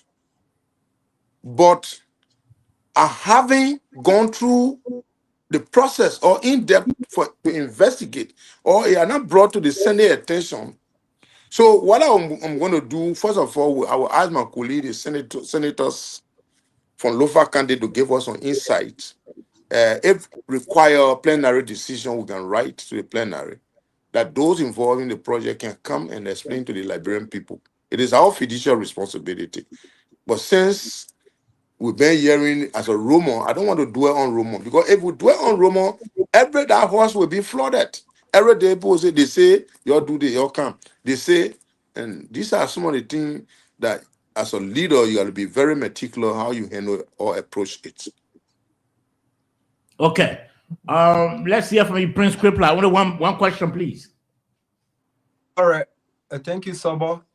Again, let me say thank you, Honorable Senator, for coming to our call and speaking to the Liberian people through this platform. My question would be, there are many Liberians now who believe that the two branches, or the two houses of the national legislature, when you put them together, the national legislature is currently an extension of the executive. They're not independent. And the way the reason they come up with their conclusion is there are lots of things that the executive is doing without check from the executive. What do you think? Do you think the Senate and the House of Representatives is independent and they're playing the effective role that they should be playing the way our governance process is structured? Or do you agree with people who say the two branches are now being consumed by the executive branch? One of the problems that we face in this country that continue to permeate has to do with the issue of partisan syndrome. Yeah, our society. Normally, even if you are elected by the party and assume the responsibility as a representatives or senators, you must be independent in thinking that the decision that you're making should represent the nation and not only for favoritism. You understand? What you are saying, you are quite correct. There are some decisions that the executive made that some of us oppose, but majority will prevail. So, but to say the House and the Senate are being consumed by the executive, well, I don't think so. I don't think so. Okay. Okay. Because there are some critical voices at the Senate as well as the House who still speak on national issue. Though they are critical, but they don't have the votes. And the legislature function has to do with numbers. So that is the situation. So what are one of the strong position of the House of Senate, I mean, that have pushed back against an issue from the executive? Or can we say everything that have ever come from the executive are all perfect, and so they just get So passed? it's a one question each. Yeah, final question, but you're I like, mean, you came back repeatedly with a lot of follow up. So start making issues. Let the senator answer the question. I mean, I think on recent, the president sent the LTR law that it should be de-ratified. And we voted against it. That the contract that had been consummated, whether it was done by CDC-led government, at this time for another government to come and say it should be de-ratified, it had a propensity for how do you call it, arbitration. And we got to be very careful on grounds that if that Pandora box is open, eventually any government that succeeds another will be wish hunting. It will be coming out after other how do you call it, MTA or mineral agreement and other contracts. For example, ArcelorMittal were not de-ratified when Judy Bryant, the interim government, they signed the MD of ArcelorMittal. When Manaseri came, she realized that there were some clauses that were not beneficial to the Liberian people, and she decided to do what? To do some amendment in 2006. So it was not de-ratified. So if a company had already established and they are going through their lawyers internationally, nationally, and came out to meet up with prerequisite by going through the executive and the legislature, is binding. You can only amend certain portion. There's a reason why every agreement they have a loophole. The wholesale has to do. The loophole is to amend. The amendment is a possibility that when anything that is going on in the contract, you can say that the other law, what will apply at this time, at the contemporary time, is not suitable. But to de-ratify, we disagree. Okay. So we All right. disagree on some issues. All right, so Senator, we're about to take leave of you. Please, thank you for. Let me just ask you this breaking news quickly. There's this story that is trending. It's breaking. Let's try to get your take on it before we can allow you to go. We understand that the Justice Ministry is now trending, is seeking subpoena in US $26.9 million Senate spending scandal. You say you people spend some money, but let me read it quickly so you can have an idea. Dermy audit triggers legal showdown over alleged overspending missing records. The Ministry of Justice has moved to compel senior officials of the Liberian Senate to produce critical financial documents following explosive audit findings that question nearly US $27 million in excess spending. In a filing before resident Secretary George Roosevelt Zerwilly, government lawyers requested a writ of subpoena seeking to force Senate authorities to submit bank records, contract payment vouchers, receipts, and documentation identifying officials linked to disputed transactions. Let me read this last one first. The legal action stems from a sweeping audit conducted by the General Auditing Commission, which examined the Senate financial operations from fiscal year 2018-2019 through fiscal year 2023. The audit period formally closed on March 31, 2024. Senator, can you tell us as to whether you quite aware of this or not? And if so, what do you think must happen? Well, in the first place, let me first of all condemn a such act took place, and then I will encourage the government to go through the legal process to pursue whosoever involved. But at the time this transaction occurred, from the reading, I was a representative. I was at the House of Representatives. So I assumed the responsibility at the Senate, April, May, June, I think July. Yeah, so that transaction, if it ever occur, then was in my absence. But however, we are reputable people, and now that I have joined the Senate, I think we all need to probe into it. But we got to be very careful not to sensationalize things that had a propensity to derail other character and what have you. When you talk about loose spending, you got to be analytical and very clear to the point. So before you even come to the public to say that, you are already hanging down cloud what is sent it. And if you're not careful, it also will involve contempt. Because before coming out, in the first place, your investigation should entail John Brown, Peter Dan were involved in such transaction. But if you blanket everything and say this, then it creates some level of doubt cloud over the entire integrity of the legislature. Okay. All right, Senator, let him just go. Let I him wanted go. to ask, I beg you, sir. No, go ahead. But I'm prepared. If I can go for the next 30 minutes, I don't mind. Mr. Sandy been speaking about this when it comes to rule of law. Senator, you were the representative at the time and chairman of the majority bloc that led the removal of former Speaker Fonati Kofa, isn't it?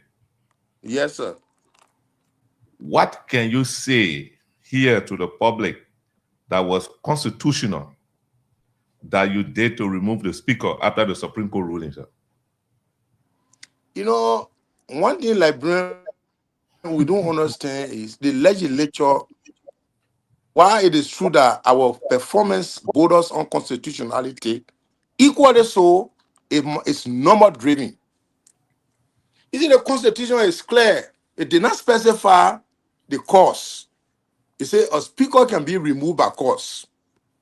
And like the president nominates, and then the Senate confirm. When you are confirmed, the president subsequently appoints. And whoever that is appointed by the president work at the pleasure of the president. If the president wakes up today and say, well, you are dismissed for administrative reason, no question, because of what the Constitution gives the president. The legislature. But the only point there is you should have the tutors. Any cause you can gather today, say, well, the speaker, the way he proceeding, the way he even knocking Gabo, we are not satisfied. A noisy this. So for that reason, we'll make a decision because we can't run a Gabo under this man. But you should have the required numbers. So I don't want to dig history. We have passed the stage of majority, minority, and the horses is now working in order. They are working together in harmony. And I think everything that they are doing now, fine, no noise. But the legislature run by number. Even if you have before you become representative, you must win with majority votes. And when you win with majority vote and get at the legislature to be a deputy speaker, you must win with a majority vote. And when you want to be a speaker, you must win by majority vote. If the same majority vote that voted you, lost confidence in you, and say we no more want you, and we got a number, we'll remove you. So it's more political. So the legality you apply, yeah, we agree. But the legislative function is driven by numbers. Okay. All right, Senator. The president said I got a national budget. When majority don't agree, it will not pass. So Isn't can that I number ask a in there? question on that, Saba? No. Bro, let me ask. No, somebody let me ask. That's a follow-up Gentlemen, question to that. we're running by time, please. Yeah, just ask a follow-up question quickly. So the considering your honorable senator your response, my follow-up question would be: does it mean that even if the legislature out of the House of Representatives or Senate proceeded also of law, once they got the number, is considered correct? The reason I ask this question is that you make an analogy with the president and even the legislature. With the president has the right to fire, but the president has to do that within the framework of the law. Once she doesn't do it within the framework of the law, they say at the way, they say individual at can pleasure. challenge it. No, I come here. They say at a pleasure. Yeah, but the president still have to follow the law. Other than that, no, administrative you can be fired for administrative reason, and nothing can happen. We just saw the issue with the infield director, the president removing, And your position. and he went to court. No, but you're talking about tenure now. We made a law. No, listen. We made our law. So if the president appoints somebody in a tenure position, it's a violation. The president had the right to go to court. We're talking about cabinet minister. Now, with respect to what you're talking about, I told you that. Let me tell you, if the Supreme Court can never tell you the legislature say you're guilty. They can never tell the legislator anybody guilty. Let me be very clear with you. The only thing they tell you, they say go back to status quo ante. Now, if they say, Mr. X, Sober John, the way in which you were removed, you're going to go back and do it properly. And we say we can't say honor Sober George Gabo. When he forced himself to be speaker, he can now impose himself. You see, that's the aspect and the content in which I'm speaking from. Okay. All right. So you see, it makes it difficult. You can go to Supreme Court, will say, okay, the decision, y'all go back. We'll come back. We say we can't say honor the man Gabo. Then I mean, y'all don't want to be law abiding. Y'all don't want to respect. Not because not that because the majority had a will and the minority had a saying. They will call noise as minority, but when the majority decide, it's a final decision that will affect everybody. So then why did you send lawyer to the Supreme Court? Comrade, please.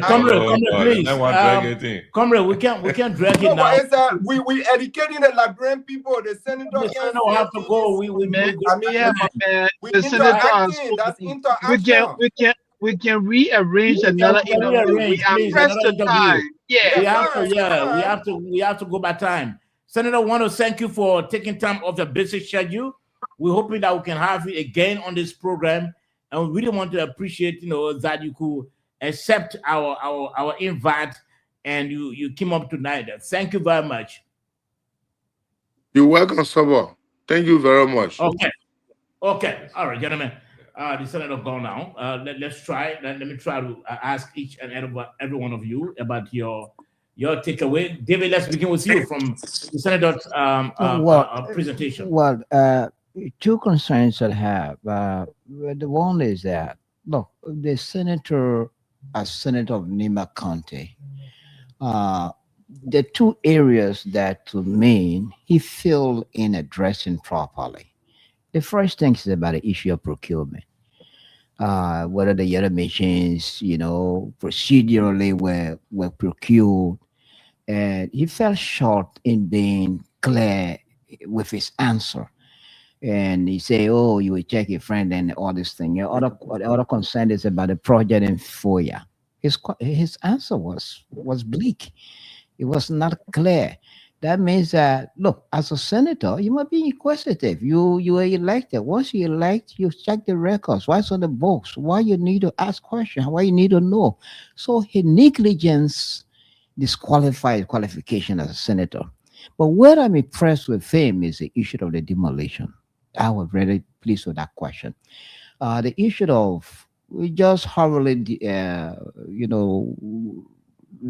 getting people out of their places, breaking down the place without not giving them time to, people to organize and start some of the code rules. And next day, people start breaking down things.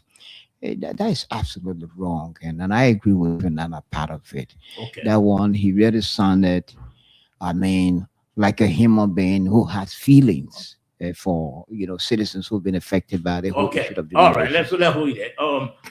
George, your takeaway. I haven't seen Senator Koga in person before, but Myself. my cousin Moses Kuiha worked with him at the PUP. Can bring family being your cousins No, over. I want to tell you. No, we're not interested in whether your cousin. I've been following the senator. I don't know him in person. Frankly, when he says something he's going to do, even if he goes there and fail, he will do that particular thing he said he wants to do. And he proved it tonight in the interview. As Lilo, you will not come out explaining everything, but from the way you will speak, people will understand that yes, there are issues here that need to be settled. We know that the state got little skirmishes in Nima County in terms of relationship to within the MDR, in fact, his own role and other things that they're working on behind the scenes to settle. We also know that in the government itself, may have some issues, but tactically, professionally, he was able to speak to those issues. Like the project in Lofa, the senator, we not say 100% he got idea, but he spoke like a leader. He spoke to it. He said, "I will go and find out." But your cousin work with a man. How you will not be, be no, positive? you were speaking. I didn't say anything. So we analyzing after his address. We analyzing. I know there's nobody big in this government that will be senator that will say we don't really know what happened in Lofa. Probably, like they said, it was a national security something. Probably he doesn't want to speak to him now. He said, "I'm going to find out. I'm going to check." That was a good answer. You're supposed to check ever since. Yeah, my brother, you're disturbing me. Okay, sorry. You should follow the rules. You're supposed to check You're ever since. disturbing me. I don't survive on supposition. Okay, so the yellow machines issue, we all know it's in the budget. The funding for the yellow machine in the budget, we pay for through the budget process. The budget is voluminous. Probably the senator did not see the numbers in the budget, but that he voted for even when he was in the House or Reps, even at the Senate, but it's clear it's in the budget. Sometimes when the thing can be oversight, I don't take it as his failure because they deal with a lot of national issues. And Senator, I want to say thank you so much. You did well for me. Okay. Yeah. Moses, let's get your takeaway. Yeah, so like I said earlier, I was very impressed with the senator. He spoke on a lot of critical issues. The same thing we have spoken about, the problem of political patronage, and he considered that political patronage is really impacting, the performance of people in government, the role of the civil service, people not being informed. I think that's something that really stands out, because if you're submitting people to a rigorous process, then you are under obligation to let them know the outcome. But you don't make people go for tests and they're just waiting. The future is in the limbo. So I agree with the senator on that. Now, what I beg to differ with the senator on is this. The FOIA project, the senator referred to that as a Roma. But I'm sure the senator will agree with every one of us tonight that he was at the annual address. And the president indicated in the annual address that the FOIA project is a project owned by the Liberian government. So if the president says that, then I don't know what what the senator then referred to as a Roma. It is not a Roma. The president has already claimed that this is a national project. So as a lawmaker, he knows that there were several mispronouncements that contradicted the president. The president himself contradicted himself. So when he speaks on the topic that day, he should come out clear and take a position, either for or against. But again, he promised to investigate. So let's hope that when the senator comes back next time, he will be definitive to say, hey, I agree or I don't agree. Okay. Or he did a great job. Thank you. Okay. So let's hear from you, Prince. Some and the rest of the colleagues, I think the senator came through very strongly and honestly in some respect, and in some respect, in my view, the senator did not come through very well. He tried to be political, and I can emphasize some of them. For instance, like David said, I mean, the senator was very super. He was very excellent. He was my #1 man on the demolition exercise. He demonstrated leadership on that. He demonstrated concern for the people. I mean, that was awesome on his part. But I disagree with the senator when it comes to the issue of the removal of the former speaker. Whether or not you like the former speaker or you dislike the former speaker, the Constitution of Liberia is very clear in terms of the way various branches of the government proceed. They are separate, coordinate, but there are rules laid down on how to proceed. In terms of the legislature, they don't have a blanket check to just remove the speaker or remove any member. There's laid down procedure. Even to remove a certain representative, there's a laid down procedure. The court said they wronged that procedure. They violated that procedure. They should go back and do it the right way. They didn't go back to do it the right way. So there's no justification for that. When he said the president can dismiss, that's not true. The president can dismiss, but within the framework of the law. Other than that, somebody can sue the president, and the president will get redress, like we saw with the former Enfield boss. I mean, that's it. Okay. Hello. All right. Thank you. Thank you very much. Gentlemen, thank you very much. Oh, okay. Let's try to discuss this in a few minutes. But some of the senator is still there. The senator is still here. Senator, we saw you. So let the senator give a parting response based on our comments, since we allow him to be here. No, Senator, we'll arrange another interview with the senator. But he's on. Senator can go off. Senator can go off now. We'll arrange another interview. Okay. No. Okay. Thank you, Senator. So, gentlemen, this thing the senator is taking call. The senator is off. Gentlemen, let's. My man, you're not going to dwell the senator in our team. No. Come on, this do my head. All right. For a few minutes. Let's talk about this quickly for a few minutes. Is threatening the Justice Ministry seeks subpoena in US 26.9 million Senate spending scandal. Damning audit triggers legal showdown over alleged overspending missing records. So no, there's no records there to show. The Ministry of Justice has moved to compel senior officials of the Liberian Senate to produce critical financial documents following explosive audit findings that question nearly US 27 million in excess spending. In a filing before resident Circuit Judge Roosevelt Zewilli, government lawyers requested a writ of subpoena seeking to force Senate authorities to submit bank records, contracts, payment vouchers, receipts, and documentation identifying officials linked to disputed transactions. The legal action stems from a sweeping audit conducted by the General Auditing Commission, which examined the Senate financial operations from fiscal year 2018-2019 through fiscal year 2023. The audit period formally closed on March 31st, 2024. Now, US 26.9 million in question.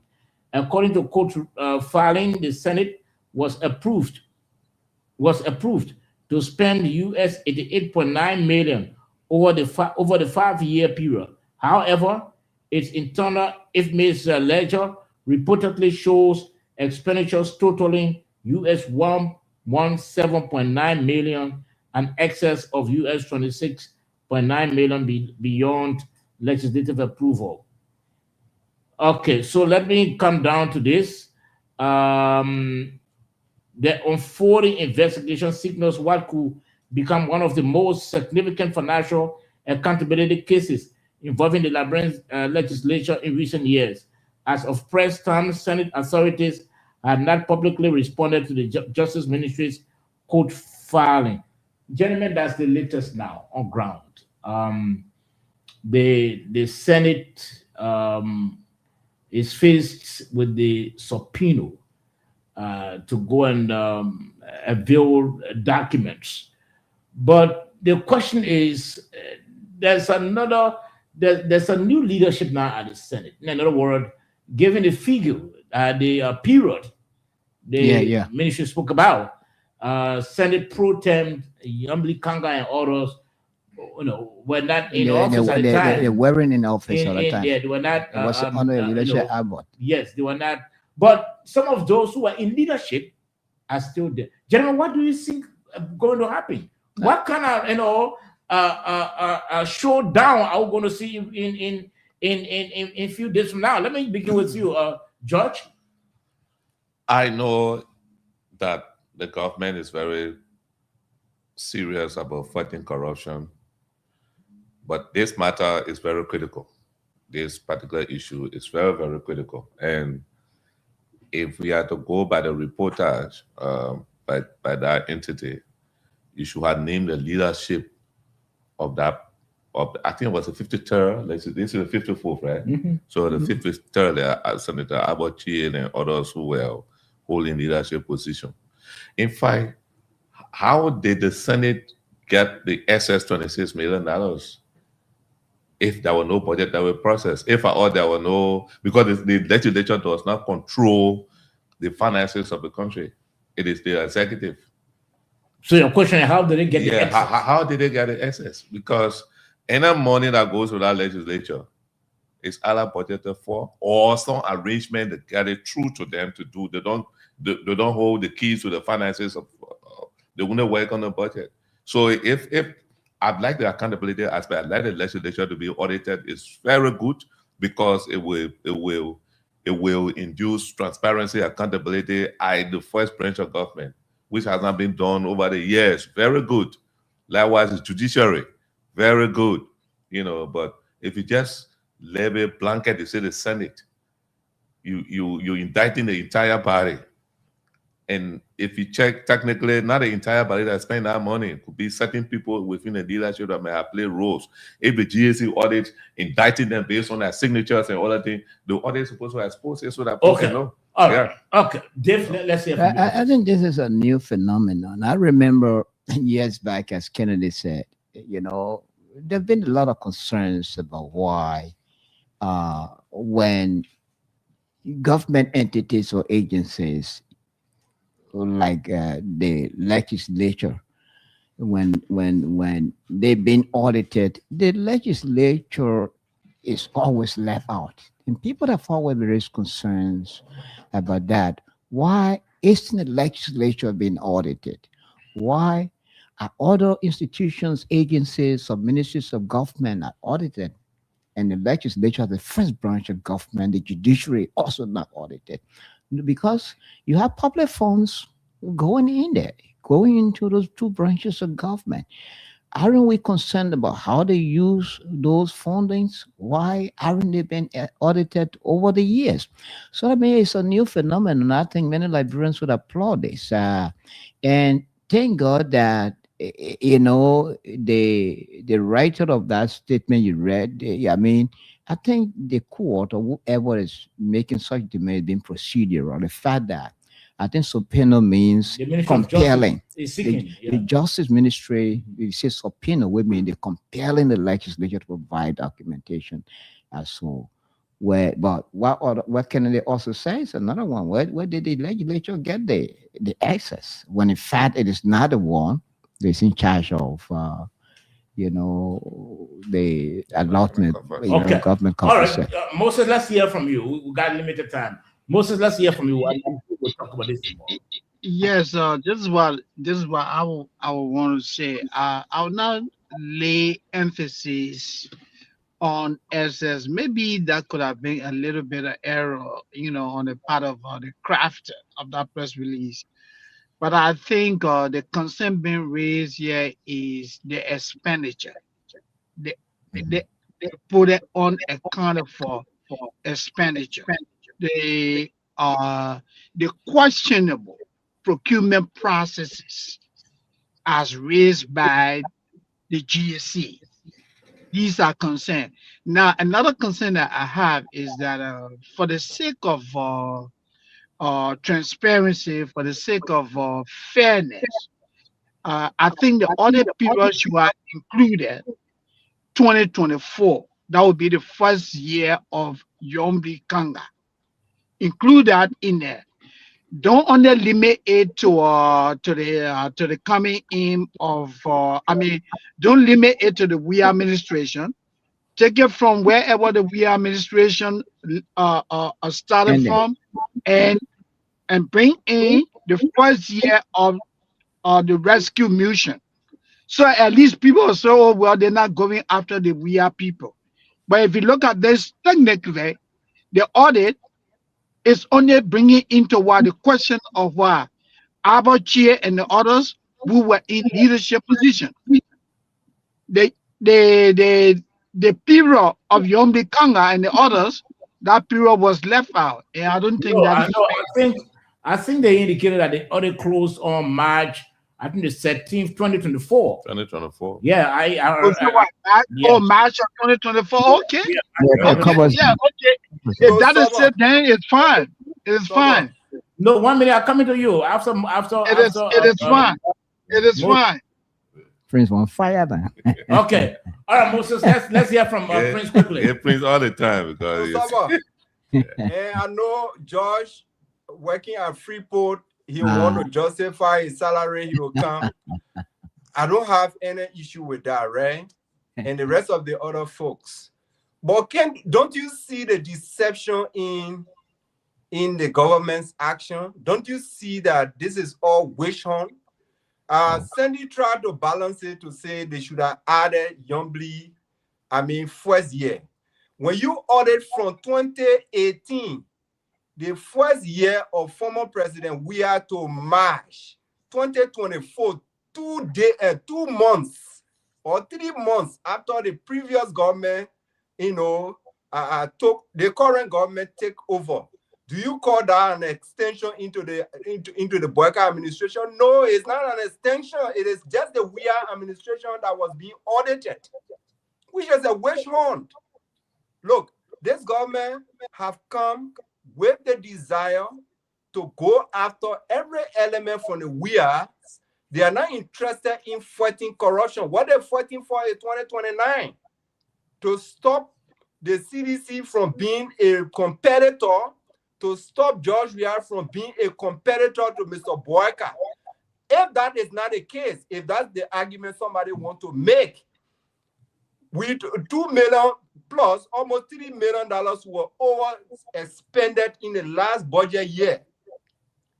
According to the very GSC report, the Ministry of Finance disbursed over $3 million also of what was supposed to be disbursed. What's the prosecution on that? There are lots of corruption cases currently. Several government officials are being dismissed, have been suspended. None of them are facing prosecution. There's a saying in Liberia, if you want to take coals from somebody's eyes, you should first take the coals from your eyes. This government cannot claim to be transparent, credible, and having desire to fight corruption by only going after people of the past administration, whereby the current resources that Liberians should protect are being stolen by the current government and its officials. Okay. You're talking about $10 million in 4 years that the senator cannot say whether or not he is aware of it. You're talking about procurement of millions of dollars of yellow machine. The senator cannot confirm that it passed through a PPCC process. Then you're talking about a process at least that passed through the PPCC process. Y'all did not pass that. Then you're talking about fighting corruption. Okay. That is a myth. So, serious joke. The only people that will one minute, is George them we have to who are go. any salary We have from the limited government. time. Let so I wanted George to say respond. this to Mr. Crippler. Don't worry about someone working. The only reason you were When you- arguing is because you collect Yeah. money. When you're not Prince. listening, you want to No, but disturb. you're not supposed to be giving ground to come to react to me. You finish speaking. So if you react to me, then I will be giving the No, opportunity to but- react. You call my name, Someone has to Yeah, moderate George, the ask show. me. George, have let me finished say speaking. something on your Do you have behalf. permission to Yeah, argue but to let me counter listen. my argument? Yeah, No, you don't Osoba. have it. Yes, Gentlemen, Osoba. I don't Wait, have let that me permission. say, man, Yeah. I'm not going to give Yes, you legal Soba. ground. Sonia, I Listen. just want to say something quickly. Prince, with all due respect to you, I don't think you're being fair to George tonight. How? Everyone has the right. Let me complete my thoughts. Hmm. Everyone has the right to work. To what? If listen, my man, let me complete my thoughts now. Let me No, but you see the point, Soba. Yeah, my You man, see the wait, point my I'm making? man, wait. Every time I speak, You, all of them no, want to come no, back to speak. no, Is that my a man, Prince. rudiment? Hey, my man, Prince. Is that a rudiment? Prince. Yeah, Prince. So when Prince, all of you I finish told talking, you. I will come back to Yeah. talk, right? Oh, okay, yeah, Prince. Let me just say All right, something. when you're finished talking, I will Wait. come back. With all due respect to you, yeah, with all due respect to you, you can come here being condescending, putting people down. Working in a Liberian government is not a crime. For Did I the say fact it's a that you are crime? opposition, no, but that's what your statement implies. Oh, you know the man working at NPA, so what? But he's defending that. I can't argue that. So wait Okay, now. so my man, don't do that, man, Prince. When But we how come is here, that let's a be crime that I've intellectual. committed? Prince, How is Yes. that a Prince. crime that I've That committed? was the time some people came here and they ran away. The problem here is I've been very, very respectful to you. Every time you try to attack me, I try to sit. The It's not same way you try to attack me too, though, bro. No, I can't be like you. I can't be condescending like you because right, I know your gentlemen, we have relevance in to go. society John, very you less. guys are Jeter every time I speak. I gave you the opportunity. You will go to jail. You will go to jail. Damn, has cut off us, So why gentlemen, we you're have to fighting go. every time when I speak? You will go to jail. Then you're changing the rules of the You will engagement. go to jail. All right, gentlemen, please, Prince, Let me Prince, get and there. Moses, and the rest of you want to thank you for Thank you. the night. And Thank you. time has cut off us. In fact, we've gone 2 minutes, late. So we have to come back tomorrow. God willing, we'll have a couple of discussions, issues that we have not spoken about. We need to talk Anytime about like them. that, then And you they can are all, have your holidays. You will go to they jail. are all running issues. They are developing stories. We have to talk about them tomorrow. So on behalf of all of you, Sabo George is my name. Have a blessed and a restful night. Thank you.